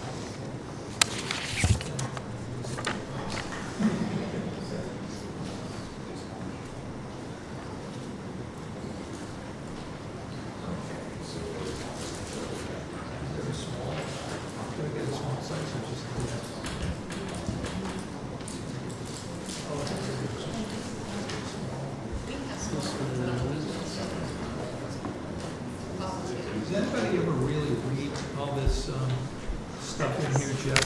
What's that? The notes, all the notes. Does anybody ever really read that? Or is that just- Yeah, exactly.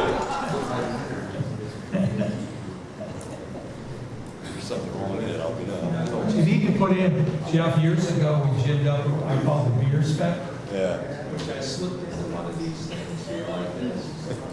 And basically, insurance. It's the same service. I need to work on this. Designation determined by the architect.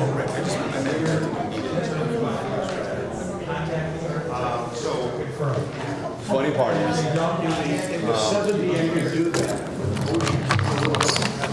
Basically, have this, everything for future.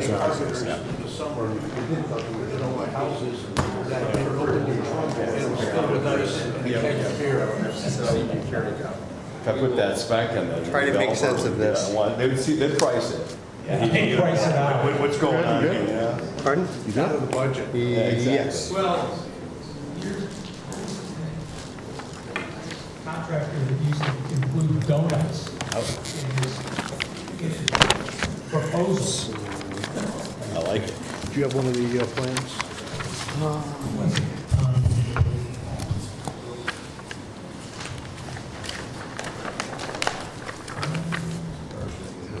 Thank you. Herman Baumgart.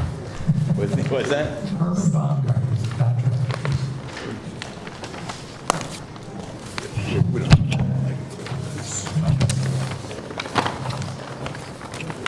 Do you have the revised landscaping in this one? Yeah. It should be the same one. Should be the same set. Store.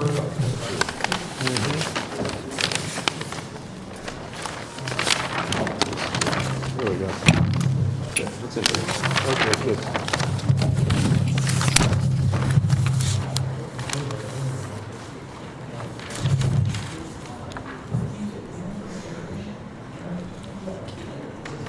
Yeah.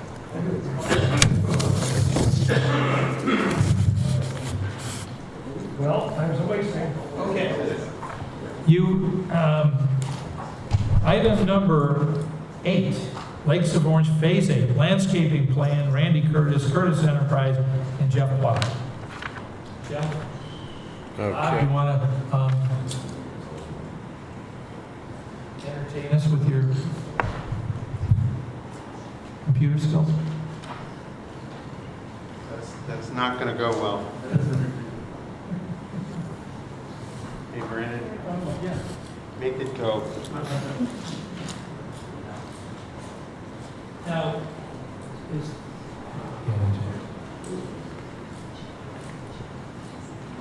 this is essentially the master landscape plan that's just for the general areas.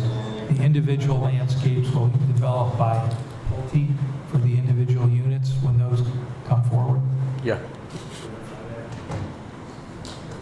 So we're looking at basic landscaping that will be on the perimeter of the property, at the entrances, and around the detention. Correct. And some of the street trees.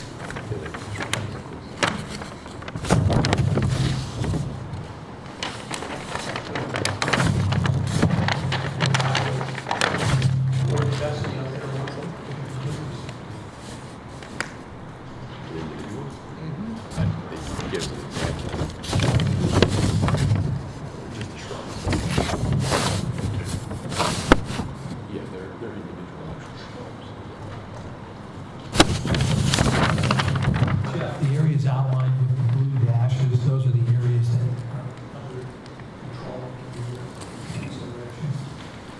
No, that's that's honestly for developer responsibility. It really doesn't have anything to do with this. Versus what Pulte does versus what Randy does. Right. To answer your question,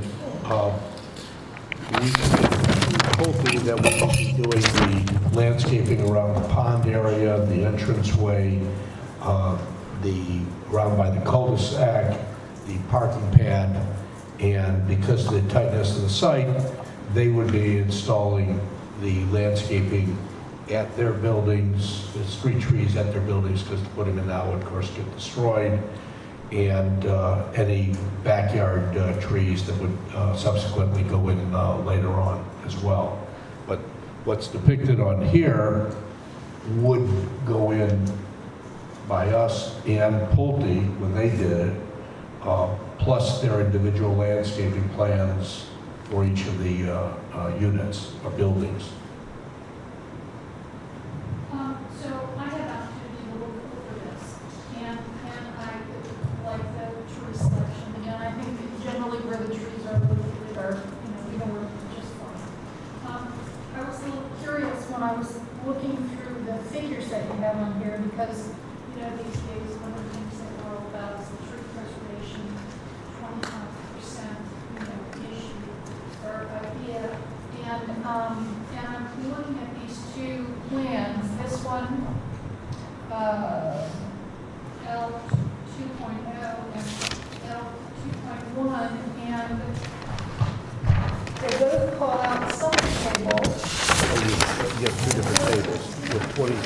on 25. And I'm curious because on the first sheet, on L 2.0, it says that the 25% requirement is the 67,674 square feet, and you're providing that same amount. You're providing that 25%. On the next sheet, The second table is incorrect. It should be reviewed. the second table is incorrect? It should be. Yes. Okay. There's no reason for that to be on 2 sheets. All right, we won't worry about that at all. All right, good. So thank you for doing the 25%. Not that you don't have plenty of room to do more, but we'll take the 25%. I'm sure ultimately when the actual landscaping going in on each building, there may be some additional trees, you know, with the backyard or something like that. And that would be great, of course. So the other thing that I'd like to talk about just for a minute is the front entry area. That's L 2.1. So the sign, the fencing, and the landscape. So I see how the trees are sort of located in all of this, that, you know, and they become part of the bigger picture that we just looked at. And I think that your fence with your pillars is very nice. I think that your sign is great with one exception, and that is that it is very low. My notes show it is a 1 foot off the ground. In front of it. So you're typically going to have like a 6-inch bed. Even those little daylilies that you put in there, you get 18 inches tall without the flower.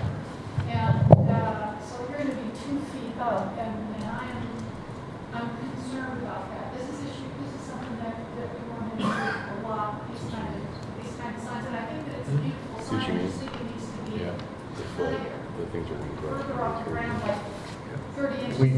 We don't have a problem raising that up, well, actually 1 foot is to like the stone ledge. Right. And then you've got the ledge, and then you've got that. So I don't have a problem raising that up another 6-8 inches and giving more 6 or 8 room. inches is not going to be sufficient either. If you're looking at putting something even as small as daylilies in there, the daylilies are going to grow 18 inches. You're going to have 6 inches of topsoil and mulch. So you're going to be up to 24 inches. How high can you go with the sign itself? You're 6 feet 4, right? Can you go up to make that 1 foot? Can you make that 30 inches? If you make that 30 inches, the world is your oyster in terms of what you can do more than just branches in front of it. Yeah, Does this match the other? yeah. This sign is being built to it's the same design as the other ones. Ask if this, What do we have landscaping wise with the other one? They put in, I can't think of the name of it, I don't know one plant from the other. I just build them.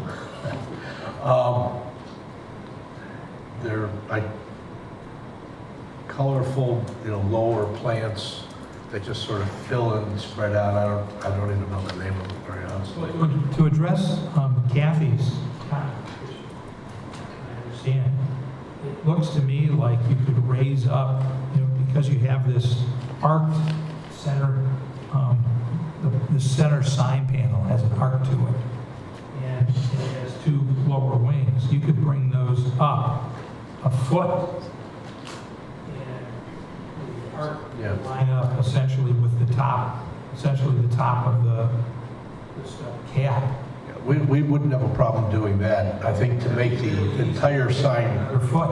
higher would take it out of proportion. And it really doesn't matter. I mean, I'm really only interested in giving you more space underneath that signage so that you can do something more significant than daylilies.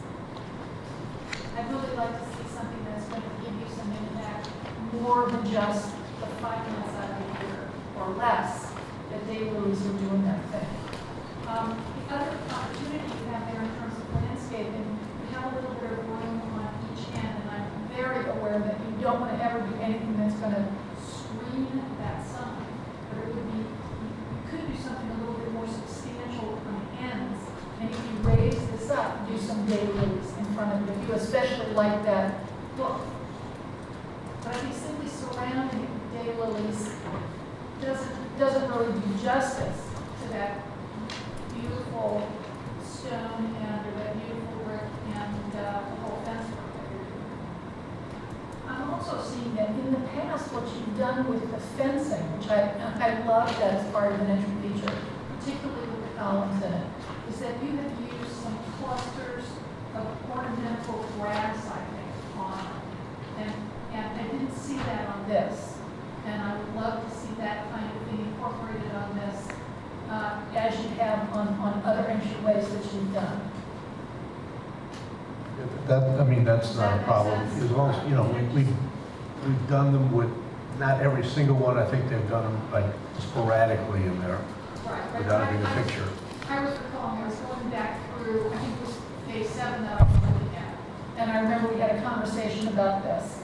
And I just think it would be, it's the calling card to the community, not just the homeowners. I just think it would be great if that could be punched up. Yeah, we could do that, like when, I think it's every other one that Ben has been putting it on. Well, you can do clusters, right? Yeah. Right, to give it more substance, right? These are big spaces that you want in it. Right? I mean, these are some stretches that. They're about 8 foot on center. And then there's one really long section on both ends, right? And I get that. Between the columns, yeah. Right, between the columns, right. So that would be a spot where you could do something a little bit more substantial. You don't want them around the column, you want it In the center. Center? In the centers, right, and. Where, in other words, where there's just that post as opposed to the stone columns. I don't think that I would do any along the angle portion of the fence because you can't do it on the side where the sign is because it's eventually going to block the signage if you do that. Right. But I think back in there on that lower section and maybe where that corner is, right, right in front of the trees there would be nice. So, I don't know. Kathy, what about the freeway? Say that again? The freeway? You see where the freeway is it what's right up there? You want me to plant, Brian, you want me to plant flowers on the freeway? Yeah, I think we should.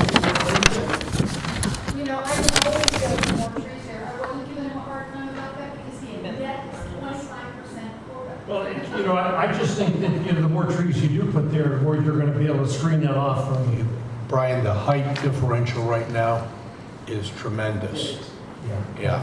The freeway's elevated. It is. So, you could put twice the amount of trees there, and it's not going to screen anything. You and I should live so long as those trees get as tall as the freeway.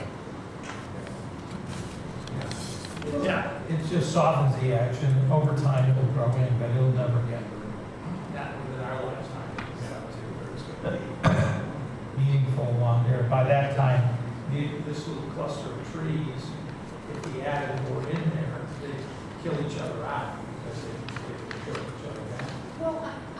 Well, I like the idea that you have some London plane trees in here, right?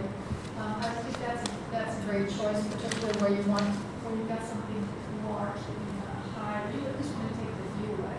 So I think that's a good selection.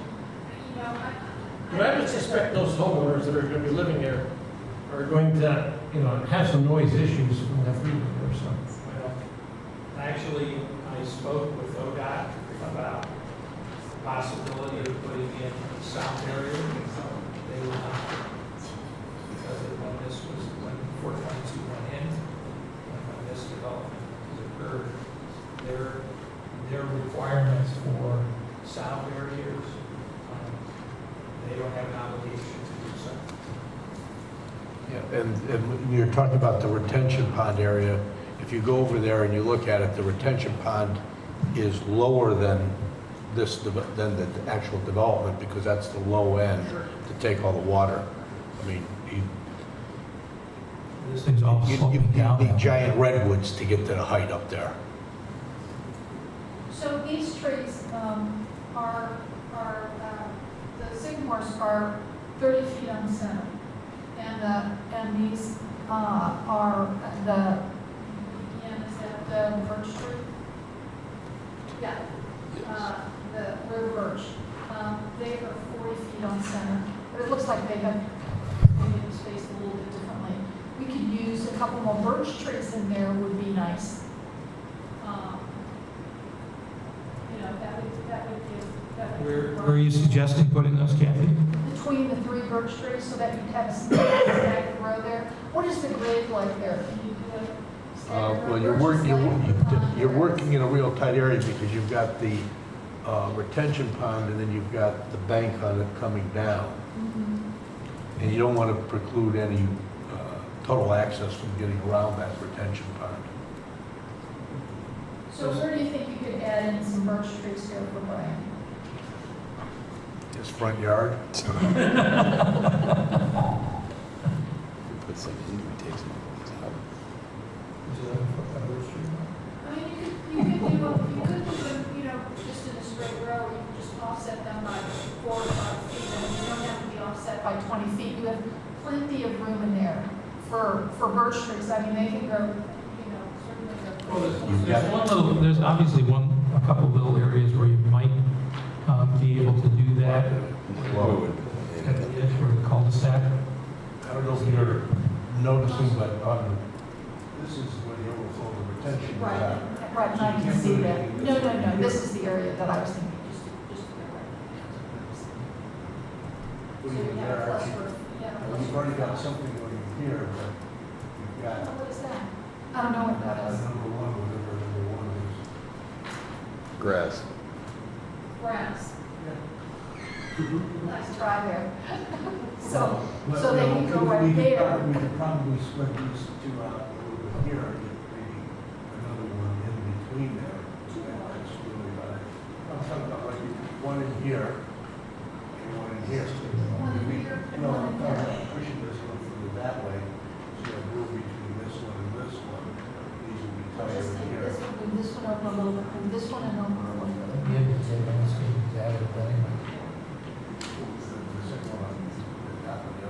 No, I just move this over a little bit, move it over a little bit, move it over a little bit. No. So we got this is making this a little bit wider, and this a little bit wider.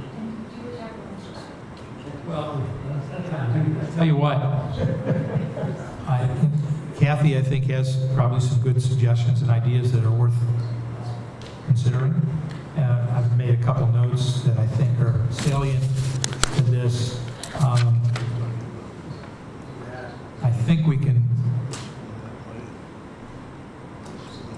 recommend, I'll just phrase it real quickly, recommend an approval with, if there's further discussion on potential opportunities for additional landscape suggestions, if they can be made administratively and working directly with you and Bob.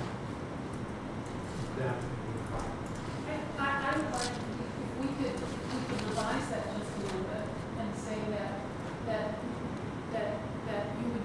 they would give us a proposal that would include 2 more trees along that line. I'm sure they can do that. And they can figure that out. we just marked it And you in. can make the trees. Okay, let's do that then. Yeah, we've just marked it on the plan board. There were, a couple other things that I heard in the course of the conversation that I think are worth bearing in terms of framing a recommendation for approval subject to raising the sign panel to allow an additional foot at the base. Add some larger plants at the ends of the sign structure, and some ornamental grasses along the drive against the fence at the entryway, and then adding 2 more trees into the area along the highway. Yes. Is that covered? Yes. motion. And Kathy will second it. Any further discussion? Hearing none? Danette? Moran? Yes. Storko? Yes. Yes. Light? Yes. Pitts? Yes. Mirabella? Yes.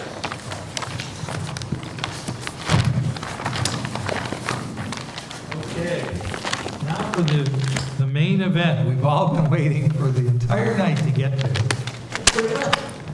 Everybody left. The whole reason we decided to do this in this room was because we thought that there would be a huge audience that would be here. You should have learned by the previous attempts. And here we are, all on our own again. So, that having been said, before we get into what we're going to talk about, which is item 9, Walnut Hills Residential Preliminary Development Plan, I wanted to introduce some information that I think is important to this group to understand and recognize, and for those in the public who are here and those watching at home. In order for this project to move forward last year, the developer came to the village and proposed an increase in the height and density of the project in order to be able to advance the project. That was approved at Planning Commission in the, what was that, a meeting in December? Was that December, Bob? December 3rd. December 3rd, I think. December 3rd Planning Commission meeting. I think we already have it. Okay. So it's already have it. I made 37 copies. We killed all the trees that Kathy just planted. He used the one that Keith had cut down. But we're not going to address that issue in the context of this development at this time because it's already been determined and agreed upon. We are going to consider the plan, and as noted before, this is a preliminary plan development approval. And the requirements of the preliminary plan approval are significantly less than the details and requirements for a final development plan approval.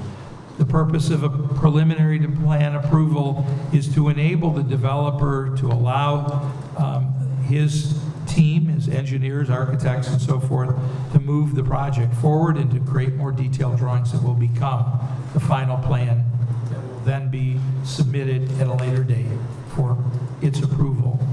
So, Mr. Bob, is there anything else you wanted to add to that?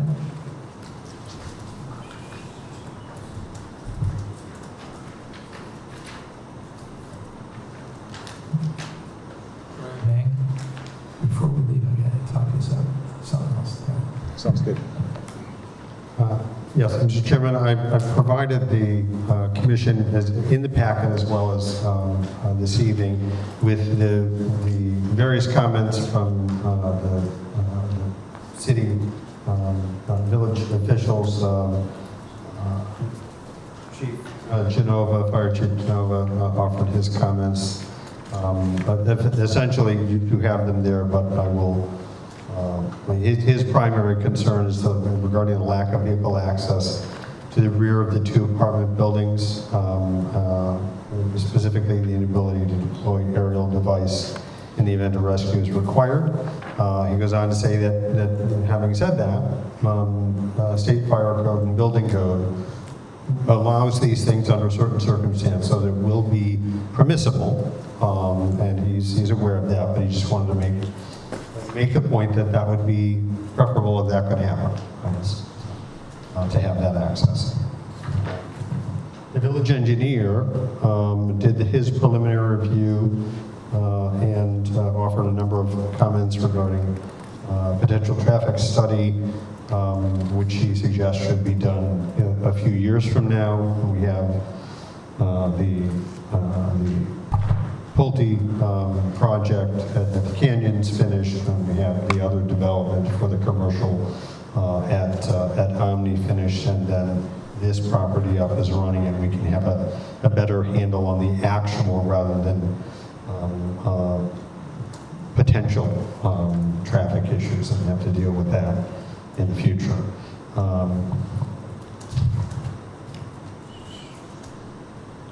I'm going to ask if, Brian, do you want to refer to any of this stuff? You want to take us through your other comments on that?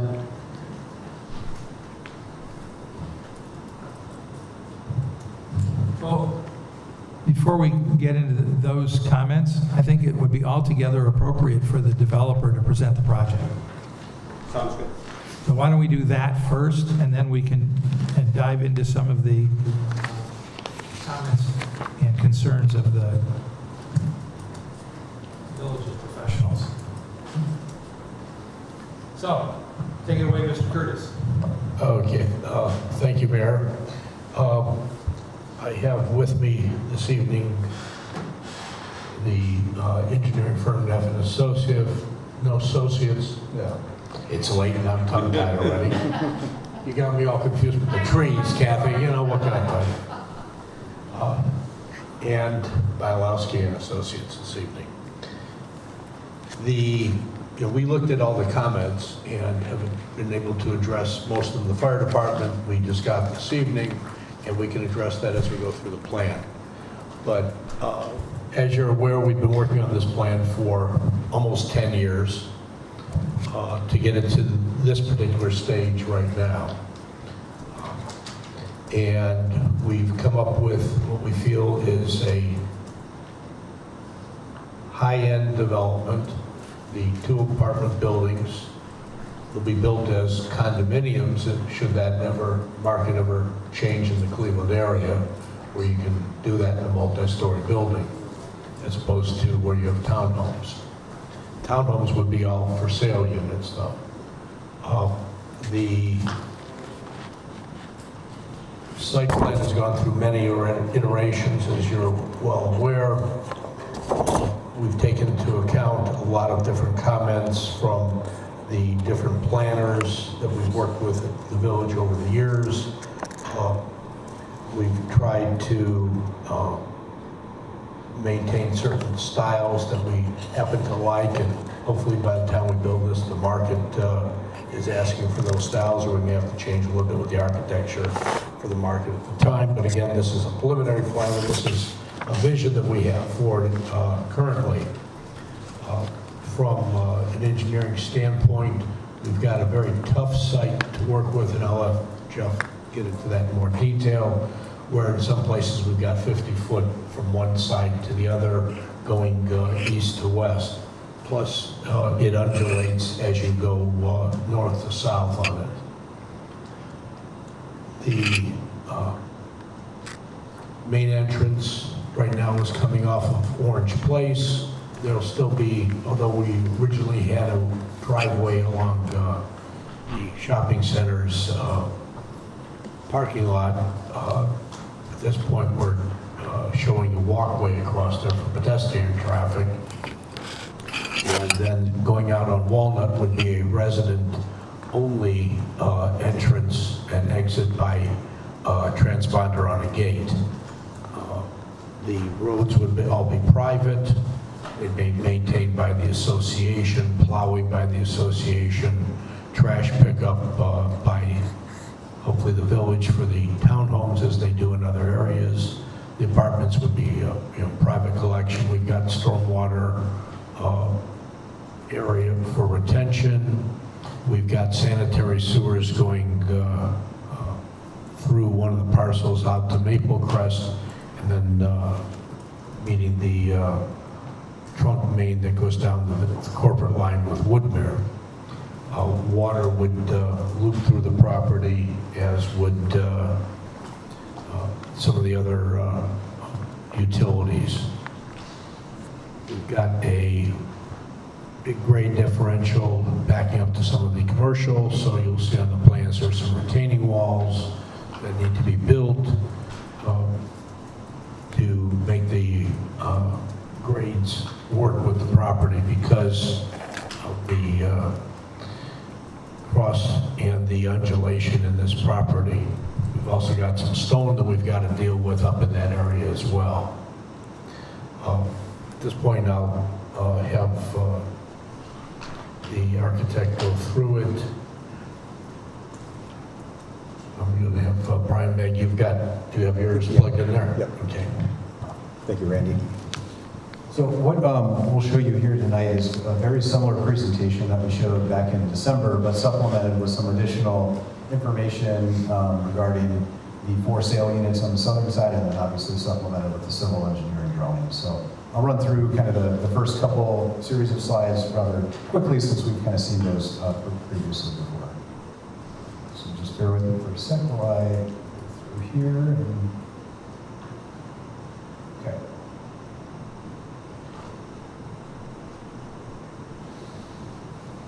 Gotcha. Okay, so the plan that you see here, obviously, just going all the way back to 2013. This was the original kind of vision slide that sort of set up all of Pinecrest. As we know, it has evolved in different states, but this is really what sort of set the first marker of the project. So as it was developed, the first southern half of the mixed-use lifestyle center obviously deviated a little bit from the 2013 plan, actually increased the square footage, by 150,000 square feet, I believe, and really didn't pay any attention yet to the residential area. Of note, it did not include the Beechwood Inn parcel as well, and it really kind of created that surface lot behind the theater. Then sort of fast forward, that was a note about the Beechwood Inn. Fast forward. Apologize for the delay here. Slowly forward. Yep, all good. There's nothing on the screen. That's what? Is it not loading? No, it doesn't seem to be loading here. It's taking a long time to load.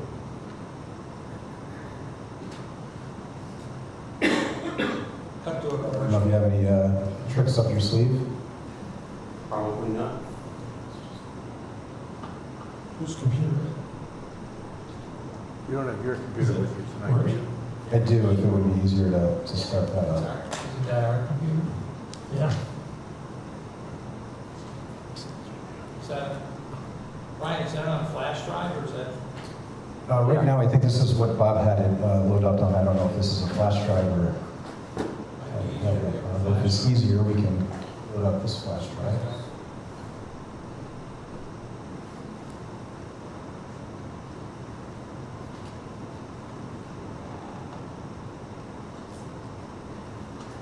Maybe, there you go. Do you think it might be easier to use this one?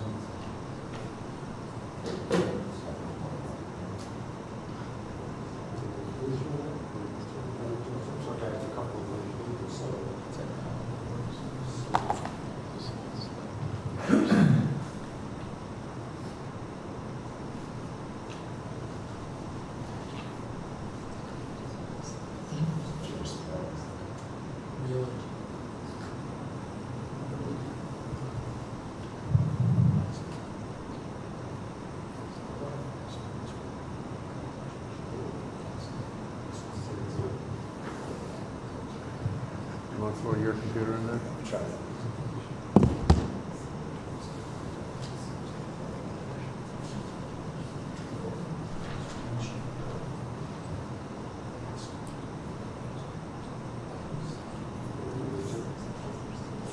Yeah, it just needs to, it takes a second to, I'm going to grab this flash drive.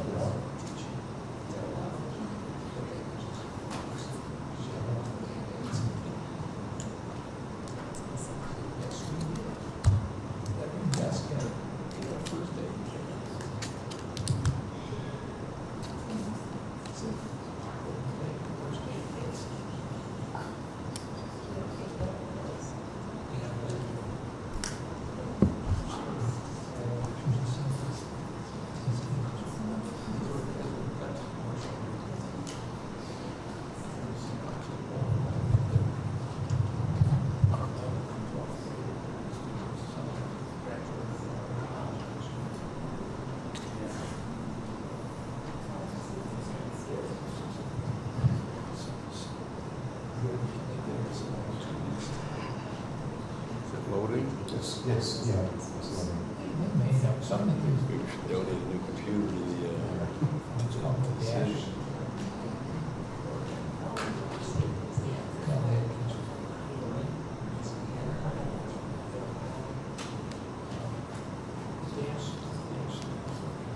Hope your battery's good. Should be fully charged. Otherwise, probably at 6:30.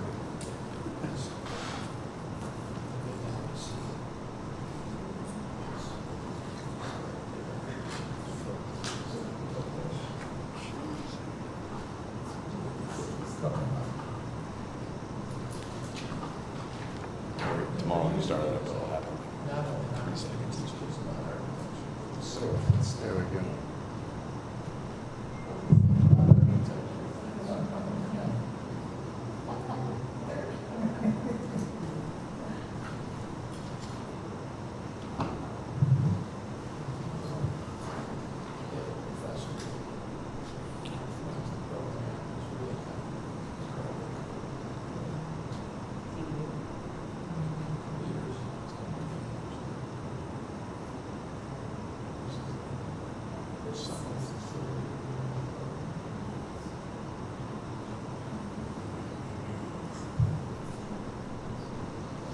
Okay, sorry about that, delay, folks. Hopefully your mouse works.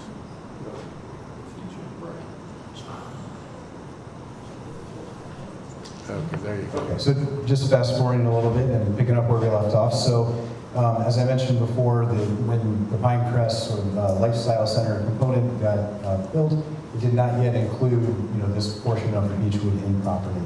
So the original plan back in 2013, it had 220 units. Really didn't pay that much attention to the topography change that Randy kind of indicated, that falls 50 feet from east to west and undulates as you kind of work your way to the north. So the plan that we had presented back in December, contemplated the Walnut Hills Drive coming off of Sugar Inn, creating a pedestrian-centered really street through the property as it works its way down to the south to the for sale neighborhood and then back out to Orange Place. So what you see here is 20.2 acres, 2 buildings, multifamily, 7 stories, and 159 units each for a total of 318, and then 75 for sale townhomes, villas, and plus. So very similar to what we saw back in January. Again, just some precedent images of what we were hoping to accomplish with the apartment buildings. So really walkable residential streets, bringing residents down to the ground, engaging in that streetscape experience, providing outdoor residential spaces for them, as well as elevated courtyards for that outdoor living that we've incorporated on sort of the back sides of the buildings. So kind of unpacking these buildings sort of floor by floor, what you see here is the first level. So this is the Walnut Hills Drive going out to Sugar Inn over here on the left, and then down to the for sale units to the right. There are 14 two-story townhome units fronting the street on either side. So these buildings are basically replicas of each other, just sort of mirrored around the street. And then behind those units are the covered enclosed parking spaces, so 2 levels sort of taking up that volume of the townhome units there. And these would be 2-story townhome units for rent. And then with a center lobby for all of the units that are up above. So as we move ourselves up to the second level, again, that's the second level of the deck, the second level of those townhome units, and then on the third level is where we start to integrate the double-loaded corridors. These are primarily 2-bedroom units. Per the ordinance, these are luxury, large units. Quite honestly, a little bit larger than you would typically find in other, neighboring communities. Taking advantage of the disposition of the building are some outdoor courtyard areas in each building. We envision the one on the west side to incorporate a pool that would be used by both buildings for those residents. And then the others being more passive recreation areas that might have some green space and sitting areas and things of that nature. So what you see on the third level here is another sort of amenity space that kind of connects those outdoor courtyards together. And as you work your way up the building, so the typical residential floor, which is really floors 4 through 6, you get more of a double-loaded corridor condition, and then where the amenities space was, additional units. And then on the top level, the 7th level, this is really the penthouse units. So these range from a single bedroom unit of maybe 890 feet to 3-bedroom units upwards of 2,500. The idea here too is that these units could be customizable, depending upon who wants to rent those. So really kind of creating that flexibility and that uniqueness to really give yourself personal flavor. As you'll note too, the penthouse units kind of sit back from the edge of the building below, and that's what you'll see in a moment to kind of give some architectural push and pull and some visual interest to the building. So you see here each building, again, 159 units total. So as you look at a site section kind of from east to west, so this would be Orange Place on the left-hand side, and then Maple Crest Road on the right. You can really start to understand the drop of the land there, going from high to low. What's really unique about that is the properties on Orange Place is a little bit higher, so the building, when you really kind of look at that from the public view from Orange, it's really only a 3-story building with a roof, effectively the same sort of level. And it's as laying out the building as we did to put the courtyards on the east and west side, really kind of breaks down the mass along that property line. So you just get the building, in sort of pieces and parts. It breaks up the mass, so it's not a 400-foot unbroken facade.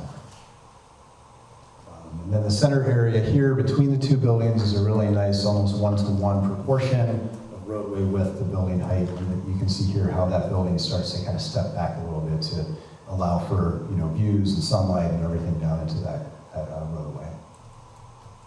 And then here's a conceptual kind of idea of what the architectural design would be. Obviously, this would be fleshed out during the final development plan, but we thought it would be helpful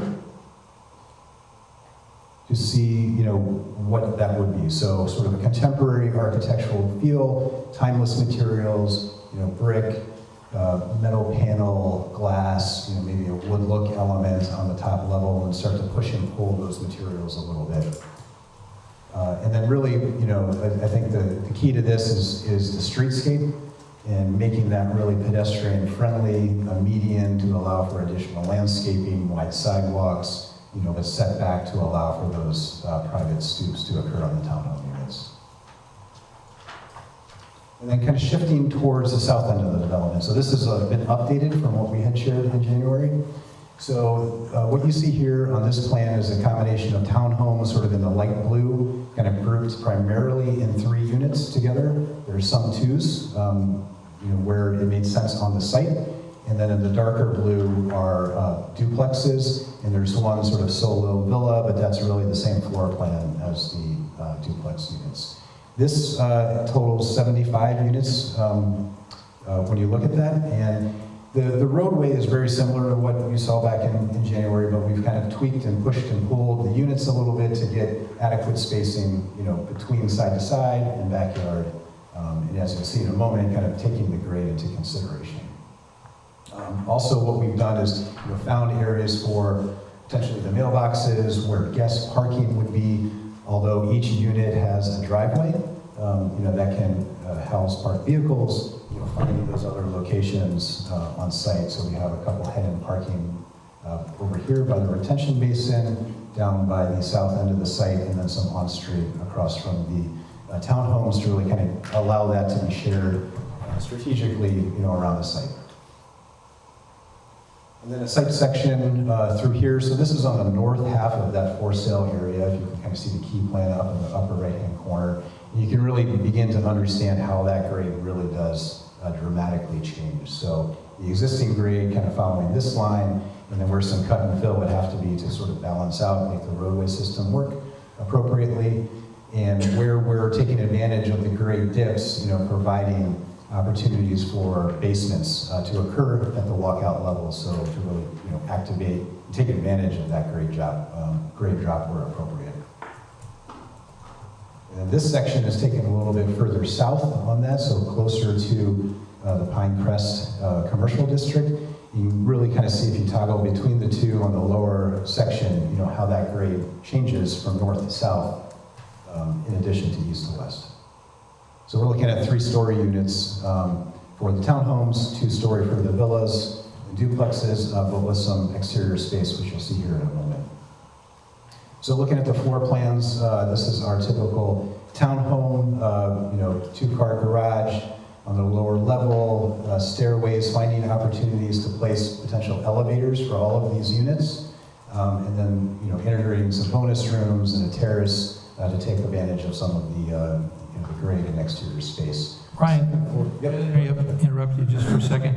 Can you go back to the 2 cross-section drawings? Because I think it's important for everybody to really see what the grade actually is. The existing As you grade can line. see the existing grade lines on those 2 drawings and what you have to deal with in order to make this site work. Yeah, it's a substantial amount of earth moving that's needing to occur.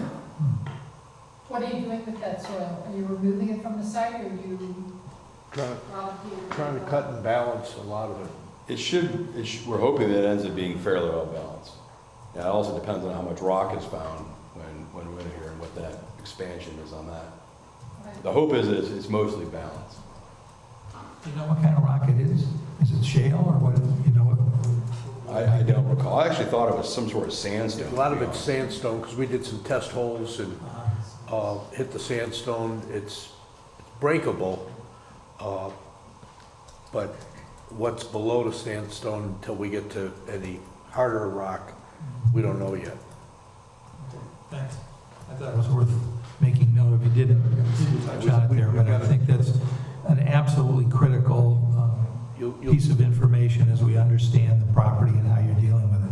Because we've got so much earth to move out there, literally the site is going to be cleared out to be able to do all this cut and fill to balance the site and try to make it workable so the roads aren't all that steep. There's going to be some slope in the roads, of course, but to make the levels buildable till we get to the the northern end where it's a little flatter, although we've got to deal with the hillside going up to the commercial where the western apartment building is and the recreation proposed area is. Sorry, I digress. Go ahead, Brian. Great points. So going back to the townhomes, the second level is really your living level with open kitchen, living dining, potential den behind it, again, collecting sort of the vertical circulation off to one side. Full bath, on that level as well, so that den could swing as a potential bedroom, guest room. Moving up to the 3rd floor, 2 bedrooms here, the primary bedroom, suite, with a large bath, walk-in closet, secondary bedroom with laundry facilities, and then up on the rooftop level, creating a penthouse that would open up into a terrace space. So when we looked at this architecturally, we looked at a couple different options with Randy and how to make these things distinct, personable, when you're looking at rows of those together, and also looking to kind of bring a contemporary feel into this portion of the neighborhood that would be consistent and complementary to the apartment buildings. So what we came up with were really kind of 2 different schemes. The first one here, you'll see some similarities, but just approaches applied a little bit differently. But creating a masonry base to that, the primary body of the building with some sort of horizontal siding material, and then expressing that vertical circulation component in a glassy form that sort of wraps and encapsulates the penthouse unit and allows for an exterior terrace to occur. And then as that would work sort of in that 3-unit module, taking those same materials but changing the palette ever so slightly, so that you have some personal identity to your home compared to the next one. And then to kind of break up that monotony, of form, kind of changing it up sort of like every other building form perhaps, still using sort of that 3-story concept with the masonry base, but letting that kind of creep up getting integrated, by another kind of glassy form. And then in this respect, we take the vertical circulation, make that a distinct material, in this case, wood element, to differentiate itself. So to give some variation, along that street edge. Then moving into the duplexes and the villa, we looked at two potential floor plans for this and little subtle variations of it. So the one on the left here is showing a 2-car driveway and garage. Off of that, a mudroom kind of laundry facility, off of your main entrance that's on the corner to allow a little bit of glass to occur there. A den space, powder room, again, looking for opportunities to integrate residential elevators into these properties and units. Then that would open up into your large kitchen, living and dining, and then ground floor, primary bedroom, suite, with some outdoor patio, right off of that, and off of the living space. And then sort of the subtlety, the unit next door would actually have a 3-car wide garage, which has some subtle variations where the mudroom den were. So in this case, you're kind of swapping out a den for that 3rd garage space. Then moving to the 2nd level, you'd have 2 bedrooms, a den, potential loft space that overlooks the 2-story living dining area, and then going up 1 level further to, again, a penthouse unit with an outdoor terrace. And, we talked a lot about, the extent of what that terrace wants to be, and really the potential's there to make it, as big as tenants potentially want it to be. But we thought, architecturally it was good to kind of separate the entranceways, get a little space on the upper levels that you see here with a little roof area in the middle. So when you look at that from a massing standpoint, it kind of reads as a 2-story unit from the front street, but there is that 3rd level sort of penthouse area in the back. And then in this case, creating that water table, again, some horizontal siding, lots of glass, and then expressing that penthouse unit with a different architectural feature. And as that sort of flips onto the other side, really kind of, you can see the subtle variations of, the 2-car versus 3-car, and the potential for, glass in that either laundry area or the den space. So this is an aerial kind of looking south, back to the north, back towards Chagrin with the 2 apartment buildings there, just to kind of show everything in context and how that, might start to play together. I think the last time we showed this in January, it was kind of the older design married with the new design. So this one, I think, kind of tells the complete story now that we've kind of worked through this end of the same. With that, I'm going to hand it over to Jeff. Jeff, if you want to talk any specifics about I don't know if I really have much to say. There's not really a whole lot that hasn't been covered. I mean, really the grade is the story there on the first slide. Even really the grading plan as well. And Randy's really covered it with the utilities, as far as the sanitary coming to the east, over to Maple Crest, the stormwater management over to the east side. That will handle the entire development.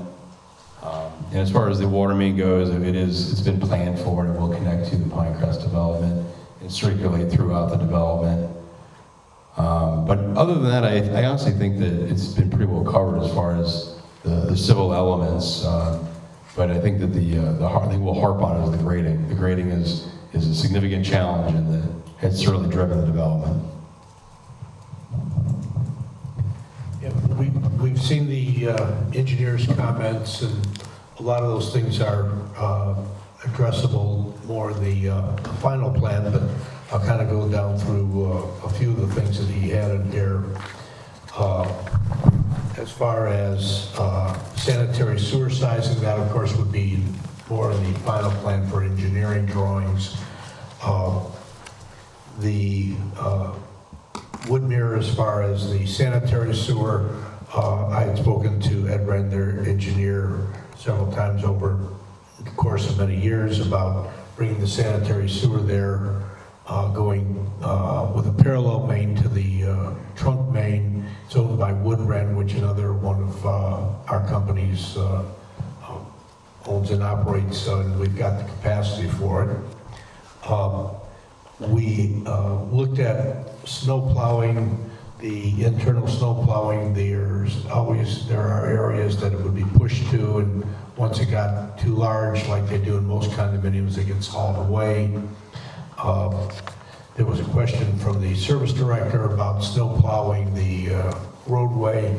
As I said earlier, that would be done by the private contractors within the development and at the gate areas.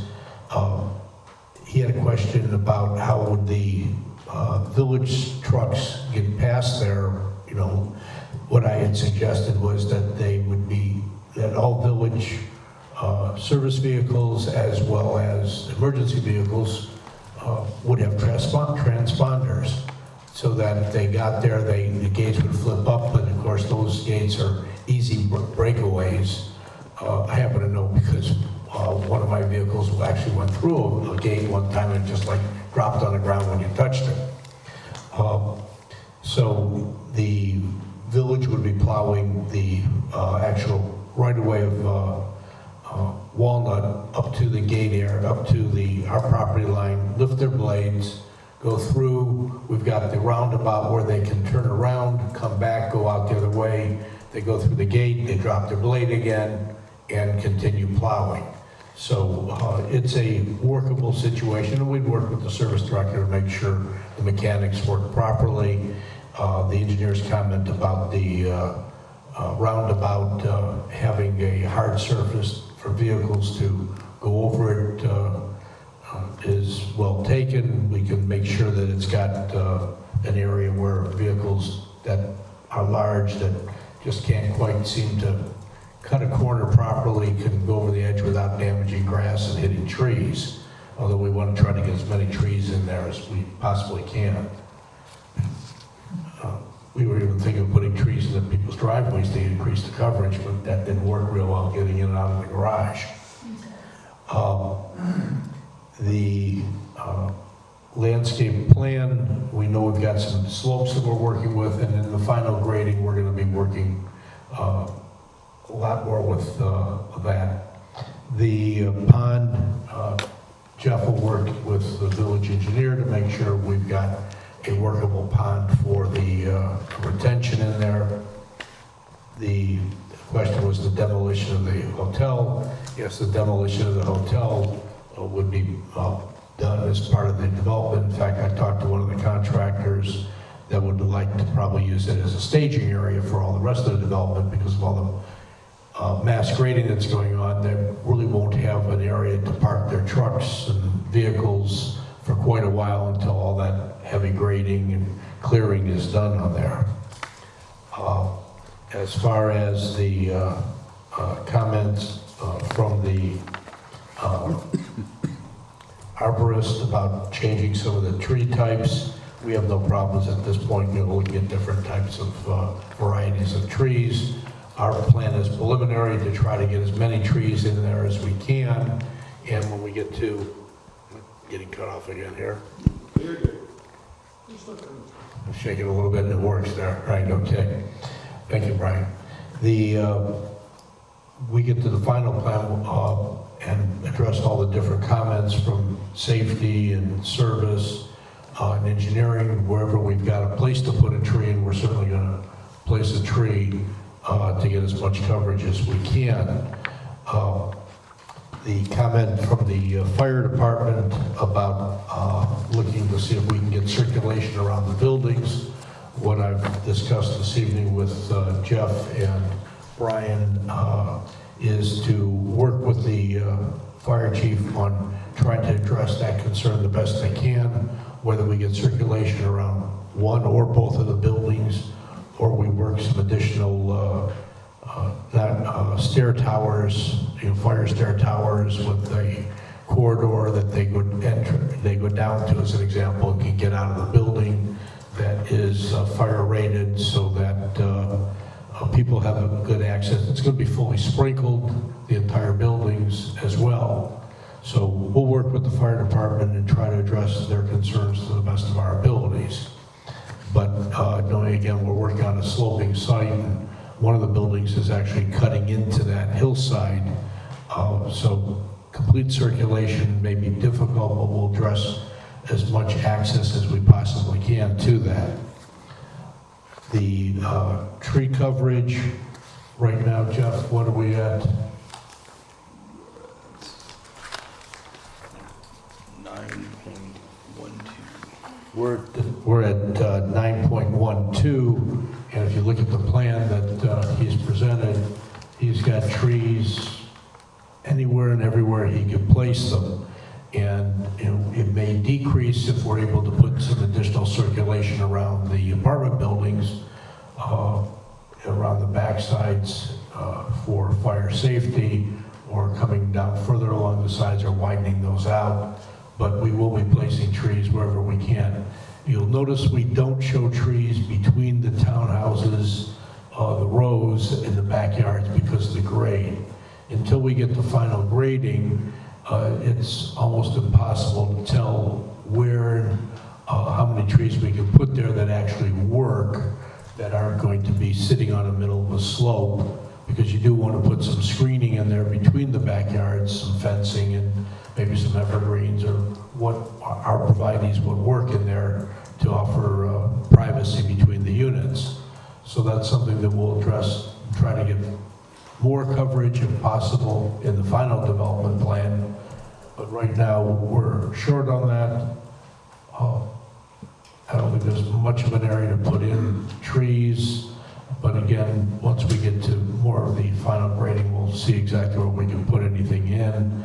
And if we have to eliminate some to address the fire department's concerns, we may have to eliminate some. But fire safety is a concern of ours as well, especially as I'm planning on moving in one of the buildings if that can happen.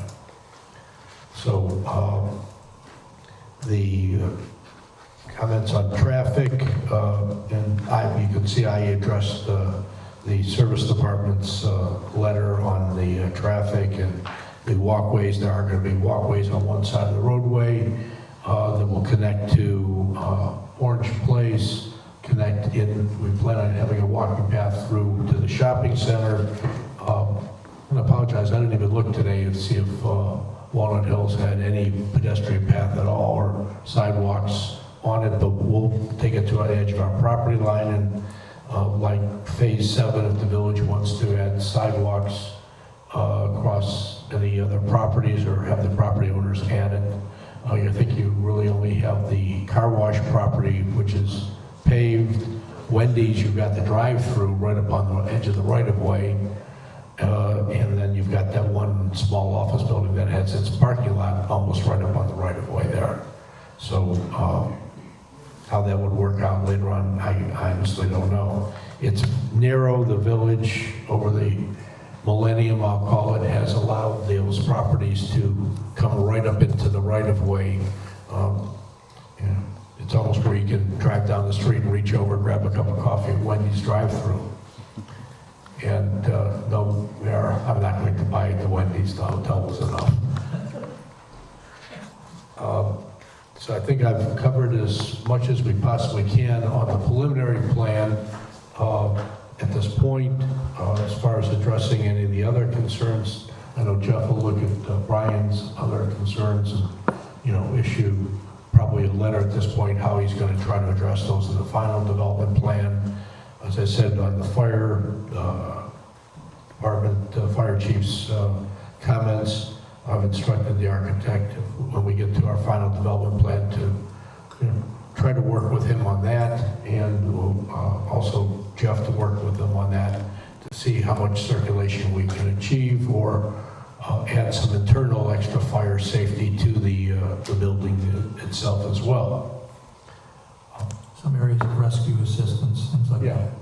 We'll, we want to make them as, safe as internally as possible and work with the site the best we can. Unless you want to give me permission to build one even taller building in the middle. First of all, I want to thank you for putting together such an extensive and detailed presentation for us this evening. There's a lot for us to unpack in this project. It is, as you have said, it's a long time in coming, and we're glad to see it finally arrive at the village to consider. a few areas that I'm sure are comments that members of the panel might want to engage in. I'd like to, before we do that, is ask our professionals to see if there are other comments that they would like to add over and above the letters that they've already submitted and their previously made comments in the critiques of the site plan. Terry, Mike, Brian, Larry, Bob? I have one. If the people coming down, public coming down south on Walnut Hills it doesn't have a transponder, can't get in, how do they turn around and leave the site? Just like they do now, where you've got the barrels up, they back up a little bit and make a U-turn. Going onto the private properties? Well, they may have to on private property, but if it's posted not a through street, and just like any area where you don't have a through street and people don't listen and think they can cut through, sometimes you've got to do a 3-point or 4-point turn in a right-of-way in the street to turn around and go back out, to learn the first time they go up through there. There would likely be some signage as well, warning you in advance. I think that one needs to be looked at a little bit. I think that relying on using another private property as a means of circulation, not recognizing that people are going to go down there unintentionally and maybe sometimes intentionally and thinking they can get in, or it's a shortcut to get off of Chagrin Boulevard, is going to happen. We have to be able to get them back out. Fred, did you have anything you wanted to add? Okay, thank you. Couple comments by me, then I'll turn it over, ask for the colleagues on the commission to talk. It was mentioned of having a traffic study, and I think now that we have a bigger overall development in this area with the Omni development across the street, the up-to-date and final situation for Pinecrest, the update for the Bahama Breeze project forthcoming, and your project forthcoming. I think a traffic study to look at what are all of the traffic infrastructure that we put in, what are the needs for the future, and to do it right now, I think is a waste of time and money. I think we need to think about, I believe we need to think about creating a resource to do this as the village would undertake it, with a contribution from the various developers to do this, so the questions can be asked. And I'm not looking for something right now, but I think it's something you need to consider. I think that turnaround off of Walnut Hills is kind of critical.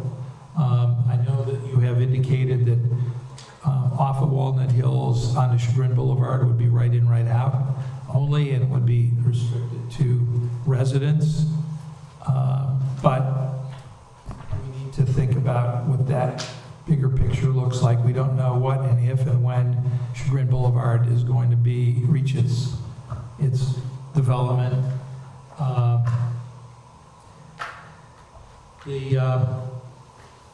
I wonder if, and you haven't really probably had an opportunity to talk to the new owners of Pinecrest, the Tanger Company, to see if what connection can be made between your project and their project. Because obviously, when this was originally designed, they were to have been one development. And finding some way to make a connection, if there's a way to get a vehicular connection, that'd be great.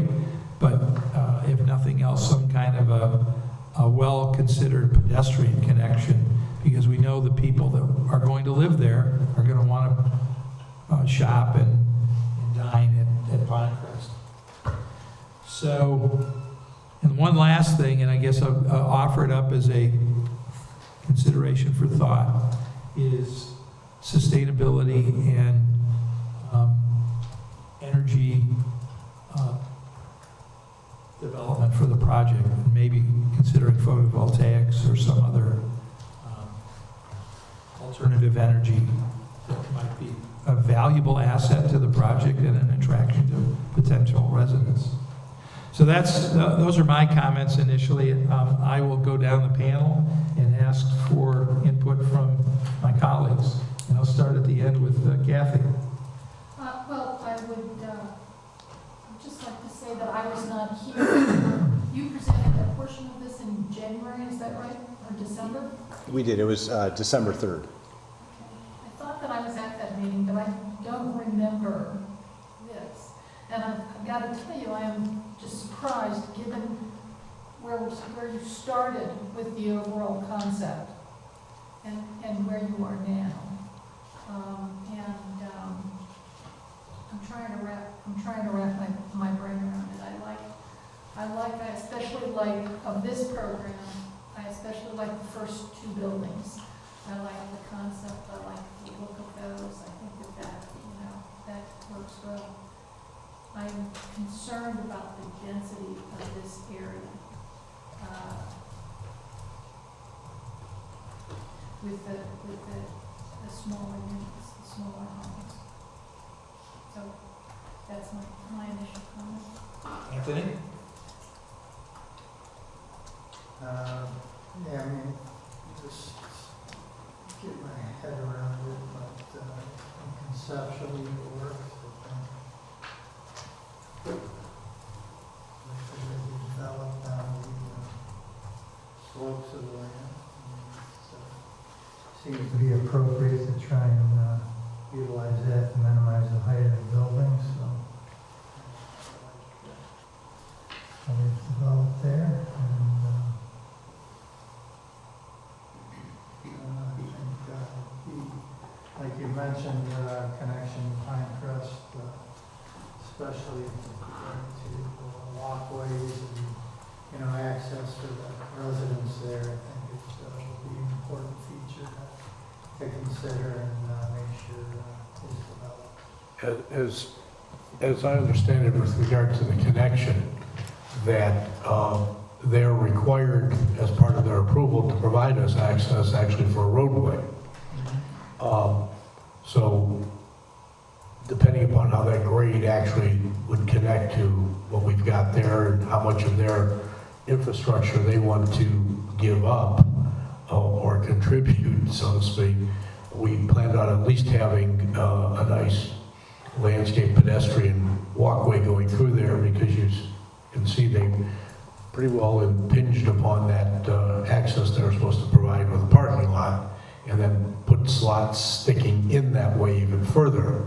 And if you ever walk up there, on their parking lot and look over the edge, you can see there's a pretty good grade drop over there as well. So yes, we'll be contacting them. In fact, I had a quick conversation with Adam Fishman. They have some obligation there. I don't think they can abdicate altogether, and finding a way to make this better connection is, I think, going to be valuable. Would that be another secure connection? Like, how would that work? Well, I don't know what the connection will be yet, so. What's the grade difference going to be after this work is done in the area, like that parking lot area? Well, the parking lot is going to be much higher than us. You can see there's a retaining wall that's shown, because they unfortunately, without permission, graded that parking lot slope into this property. So if they want to maintain that parking lot, they're going to have to install some type of retaining to hold up their dirt. As far as the grade with the walkway, the drive coming in from the hotel, actually, you get to a crest level and then you start diving down into the property. Jeff, what's that drop in there approximately? Here. Yeah. It's about 5 feet. So you got about a 5-foot drop in the back to get to our property. Yeah, there's stairs. And then you've got the drop that's naturally there right now from the old Walnut Hills behind that parking lot. So it's all going to have to be worked out in the final grading plans. You're saying we have stairs here, but this is a connection here. Yeah. Jeff, Jeff? keep going. Yeah, I actually, a lot of my thoughts and initial concerns were similar to what the mayor immediately addressed. I mean, I think traffic's a real issue, especially with just these 2 points of entry. It's going to be really vital to have a strong connection to Pinecrest for what you're trying to do here. And I mean, that's one advantage of the density. And it looks like it's going to be somewhat difficult with the elevations, whether it's vehicular or even the pedestrian connection. It may be kind of tough, but I like what's happening with the grade. I mean, the product, it's interesting. We don't see, there's not that much of this on the east side of Cleveland, I'd say. And it's kind of an interesting look, the townhouses and the villas and how they're incorporated into the grade.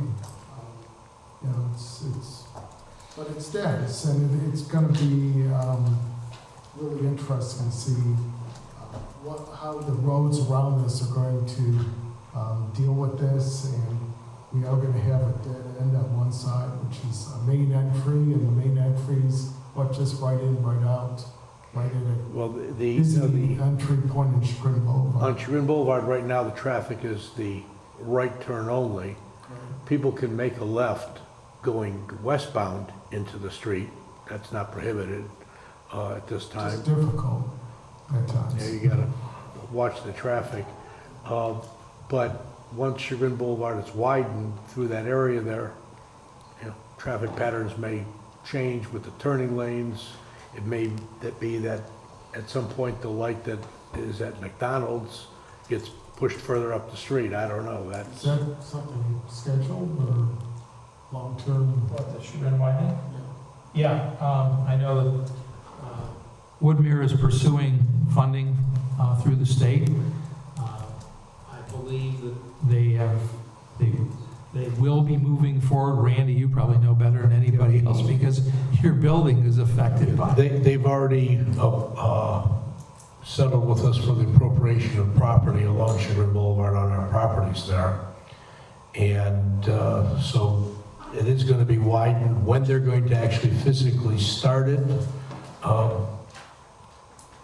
I don't have a date. They don't have a date yet. They've got still to acquire, as the mayor said, some additional funding.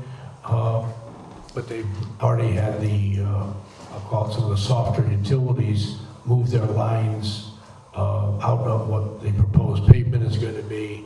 And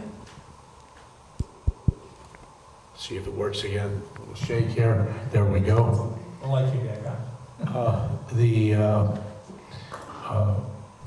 Like our sanitary sewers that are in the roadway there are going to be all rebuilt. They've been relined right now for water tightness, and all the manholes will be redone once they finish breaking them when they redo the roadway. Because to do them now would be futile, but it is in the plan, and I would venture to guess probably in the next 2 years, they should have construction underway. Yeah. That I know is their timeline that they're really trying to shoot for. Because we've already had to cut back the canopy at the Chagrin Center and get that out of the right of way because the 2 columns were sitting in the road. We offered to put a toll bridge in, but they wouldn't go for it. Anything else, Jeff? No, I'm great. April? I think you guys have done a great job. I really appreciate the work you put into this package. So I just have a couple comments. The large multifamily buildings, they look a little, it might be just the printout, but they look a little brutalist to me. And, you know, where the rest of it is a little more natural. And I don't know if there's some way to soften that a little bit. These are preliminary conceptual, we Yeah, want to go I to know, that. I so. understand, I'm just thinking, moving forward, like, because I feel like I noticed this last time too. And I know you have the wood up there, but just moving forward, it would be nice to maybe integrate some of the things that you've done at the villas and whatever it is down at the other side. Yeah, I think to Randy's point, there's a lot of flexibility here moving forward. But I guess my biggest concern is, and what Kathy had on, is the trees. Because that's a significant decrease, obviously, to what our requirements are, and they would fall under, I mean, there's no reason they wouldn't fall under our requirements either. Well, I think this project has, and we can talk about this down the road, but this project has a little bit of what I call grandfather to it. Okay, because it was. Because it was, approved under the original Pinecrest development. And, but I think we want to do our level best with it to approach what our objectives and goals are for tree canopy. Is the requirement 25%? Yeah. Yes. Well, yeah. So, I mean, I know that the individual lots have not been included on this plan, but they, in the code, that would be included, right? The individual lots, the landscape of the individuals. Right. Residential lots, okay. So there is some more opportunity for. Yes, as I said, we didn't even look behind the units because of that grade until that we get into final grading plans and see what kind of room is there, because we'll need swales to pick up water so it just doesn't run into the buildings behind. So we'll do what we can to place more trees in that area. Now, one of the questions I had that I didn't ask, what's the spacing, building to building, and the townhouses and duplexes? I'm going to just go back to the overall site plan here. So from side to side. What's the spacing? Yeah, from side to side, you have 20 feet from building to building, and behind them, 25 feet from back to back. Pretty tight. Yeah, the only area that deviates a little bit, as you can see, is where the sanitary line is coming through out into Maple Crest. That's obviously wider to allow for that utility easement there. Anything else, April? Was there a density approved with there was? There was. That's kind of a fixed number. Yeah, this is actually, it's come down by 2 units, believe it or not, from what we showed last time. Yeah, that, as I mentioned in the beginning, that was a settled discussion last year. Yeah. And you'll notice we did eliminate some of the single units in favor of putting in some 3-car garages. But as you saw in the plan, that roof area became vacant, so we were able to provide some 3-car garages, which people like, especially with little larger units, because those units increase up to sometimes, 3,500 plus feet? Yeah, they're rather large. Almost with a 3-car, they're almost 4,000 square feet when you take into consideration the penthouse level. And does that include the garage or not? That does not include the garage. And the other townhomes are? And the townhomes themselves are 3,200 square feet. So they're actually not small units. I knew they were around 3,000 square feet. It's got a smaller footprint, but they have the vertical in there to work with the grade and get them up and out. Anything else, April? Okay. Brian, last but not least.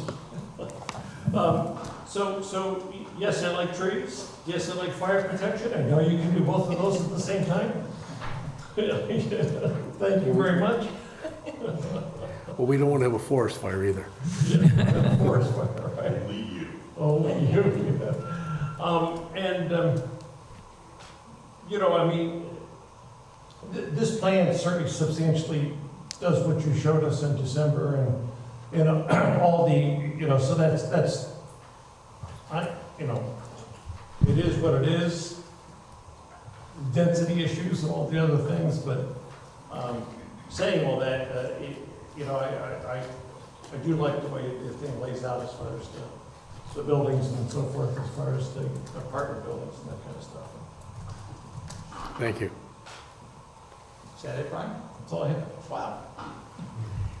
Blew me away. Well, as I said, there's an awful lot to unpack here, and in order to put together a intelligent approval with appropriate conditions, I think that I'd like to table this for the meeting on the 19th, and we can finalize our comments there. It'll give everybody a chance to give further thought, to look at the plan and give some further thought to some of the conversation that we've had here this evening. We'll hopefully be able to have it in the other building. We didn't have the audience I expected we would have this evening. Hopefully everybody's watching at home on their YouTube.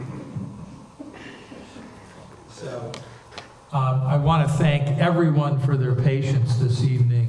Oh, well, first of all, we need a motion to table. A motion from Brian and a second from Jeff. Any other further discussion on it? Nope. Jeanette? Moran? Yes. Gerber? Yes. Lazar? Yes. Light? Yes. Pitts? Yes. Mayor Klein? Yeah, thank you. As I said, or was beginning to say, I wanted to thank everyone for their patience and perseverance tonight. This has been an unusually long meeting. I remember a few of these that were on Kathy's watch that she would have adjourned probably an hour and a half ago. And we never would have gotten to this item. So I appreciate everybody willing to stay, particularly our professionals and staff. And thank you all for coming, and we'll do this again soon. Thank you. Ladies and gentlemen. First on the agenda, please.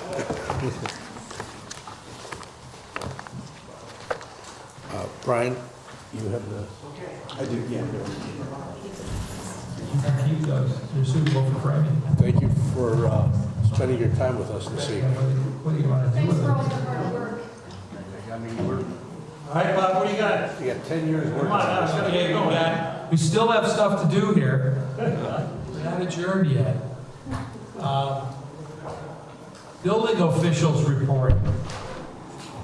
That would be you, Bob. That would be me, still me. So we have, I am sorry to say, another 9-ish item meeting next time. We have 4 of the Pulte's 4-unit buildings for the canyons are coming at the next meeting. All right? So we need some consistency there. We have some solar panels on West Ash, which is going to be kind of interesting because they want to have them visible from the front of the street. Planning Commission has the authority to approve that under certain, they have to justify that there's no other way to do it effectively. So that, and the HOA is implied in conversation that I had, but it hasn't put in writing yet, that they're going to be supporting that. So we'll see exactly how that progresses. I'm waiting for the actual paperwork before I put them on the agenda. We'll have Omni Tour has submitted their plans, for their final development plan for the Omni site. So that's going to be a further complication. If you get all of this set up with Gary's revisions and Brian gets through them, I'll go ahead and put them on the agenda, but we may not have a final development plan, commercial plan for them to then be approved on the agenda. So we'll see how that goes. We have the Orange Plaza Monument sign is coming back. That has been submitted. We have a new dwelling on Emory